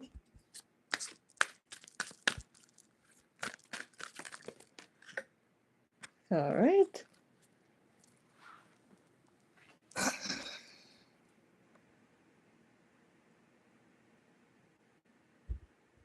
Humility. You have developed the loving awareness that you and everyone else are the same, but on different paths. You have developed the loving awareness that you and everyone else are the same, but on different paths. Let's explore that deeper. Humility.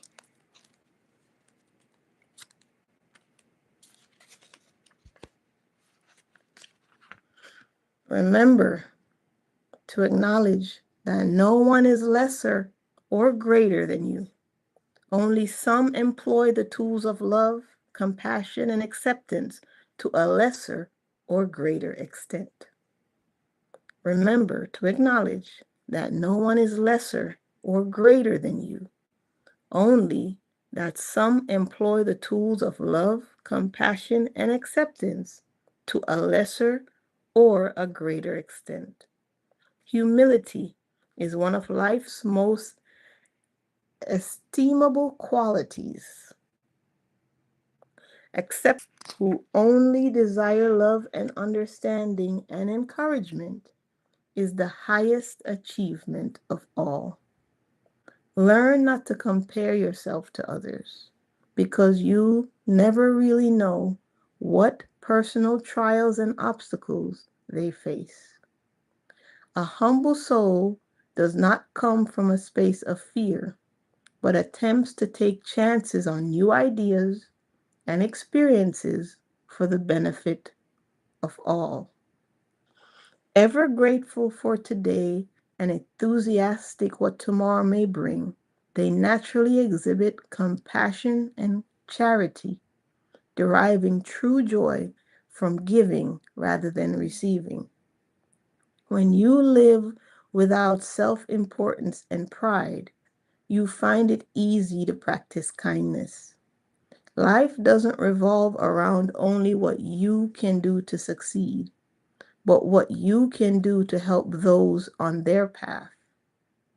With a humble spirit, You never need to compare yourself to another because you realize that it is our inherent uniqueness that teaches us about the world in which we live.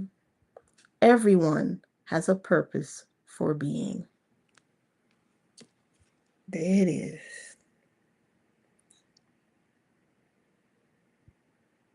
Don't compare yourself. Be humble in your energy. Be humble. Sit down. But listen to that again. Listen to it again. Find this part in the thing. Listen to it again. Sometimes we need to hear something more than once. But that's a good one. That's a good one. All right. Anybody else? What did Layla say? So aligned, and thank you, Queen K. Overflow, support, and abundance of all kinds is what I'm calling in. The part about not feeling obligated, but rather giving from overflow is spot on. Absolutely. And I know I got a message from you. I'll be responding to it when I'm done with this. All right. Anybody else? Anybody else? This is the last call. We got power of love. Don't be shy. Power of love. Goddesses, gods, and guardians. Beyond Lemuria.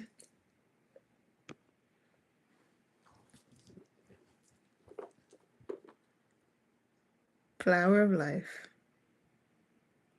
I'm gonna pick one for myself. I'm gonna pick from Power of Love. I'm gonna pick that for myself. Yes, yes, yes. Come on through for K. Let me shuffle it up some.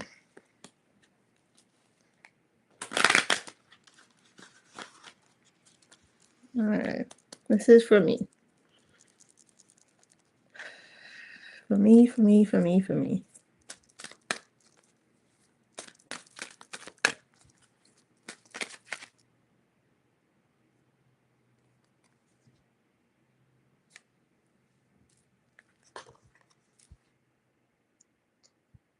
Commitment.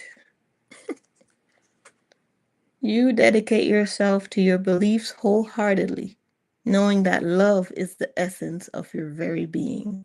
Ain't that some truth? Commitment. And don't think of commitment only in the sense of a marriage. Sometimes the greatest commitment, the greatest vow you will ever make is to walk your path, no matter what people think. No matter who you offend, no matter who falls out of your life, just be you.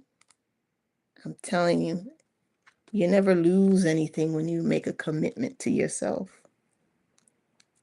To just be your authentic self. You'll never lose. It might seem like that in the beginning, but in the end, you gain an awareness that no one can ever take from you. All right, here's commitment.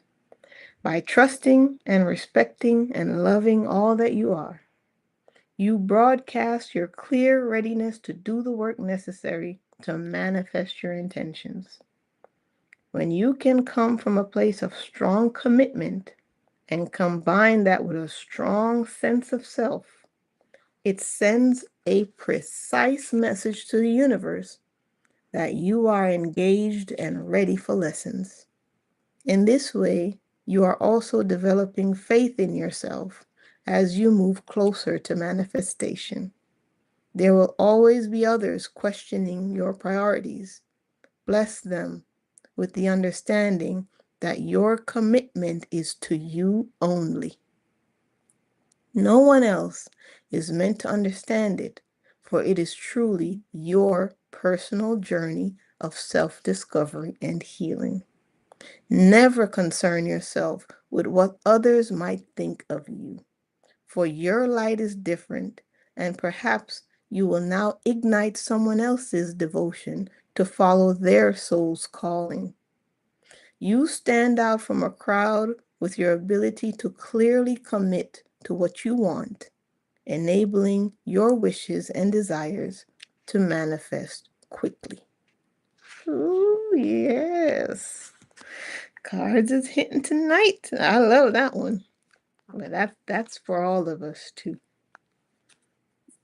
Stop worrying about what people think. The best thing you can do, whittle down your circle to the essential few that as you go through your process of self-discovery, they will never judge you for where you are. Don't keep people in your life who are going to judge your process. We are all healing. Don't entertain people who are going to make you doubt your healing, who are going to say it's not worth doing, who are going to create obstacles for you, who are going to say, I'm disappointed in you. If somebody is disappointed in you figuring out who you are and being unapologetic about it, that's between them and God. That's not your problem. You don't ever want to go through this life and look back on the screen when you're watching everything you went through. You got your guides and your friends and your close cosmic allies. They're all watching the movie of you. The movie of Starling, Love Source, Adore Me, Kay, Julie Bot, Wade, Layla on the big screen. I'm telling you, when it comes to the part where you know the very moment that you chose somebody else's idea of you over your real self, you're gonna regret it. I ain't even seen the movie yet, and I can tell you, you're gonna regret it. Keep your circle small. Keep people around you who are going to encourage you to keep healing. Let go of the bad mind, the drama, the distractions. Okay, be courageous in this because you don't want to sit there, see in the moment you could have took the path to be your best self, and all you have now is regrets, and now you got to come back. It ain't gonna sit with you as a soul to know that you missed the opportunity and now you got regrets. You're gonna come back. And you know what you're gonna come back in? The family you left behind. So whatever you left behind in the family, whatever emotions and energy you left, now you're gonna come in as a baby and be the recipient of it. So leave behind healing so that if as a soul, when you're watching your life on the big screen, you say, you know what? I'm gonna give Earth another go. You don't want to come back in a family that's broken, that's just full of hate and trauma and drama. It's okay to have a good life. Now, again, later, whenever it is, it's okay to have a great life. Okay? Starling says, my life will be a blockbuster. Ain't that the truth? I think a lot of us are going to be some summer hits. All right. Anybody else for cards? If not, I'm going to go ahead and wrap it up. I hope I didn't miss anybody. All right, Wade. I look forward to you on your new phone till we meet again. All right, Layla, Starling, Adore Me, Nibsy, Julie Bob, everybody watching, Love Source. Oh, we didn't see today. We didn't see Carolina. Thank you, Reverend Wolf. Oh, I almost forgot. 5 of you, if you're still here, I have a giveaway. You should have stayed. This is what I went to my little Jamaican festival, and I came away with a gift that I was like, I'm gonna give it away. Maybe do a raffle if a lot of people say they want it. But look at this. Look at this.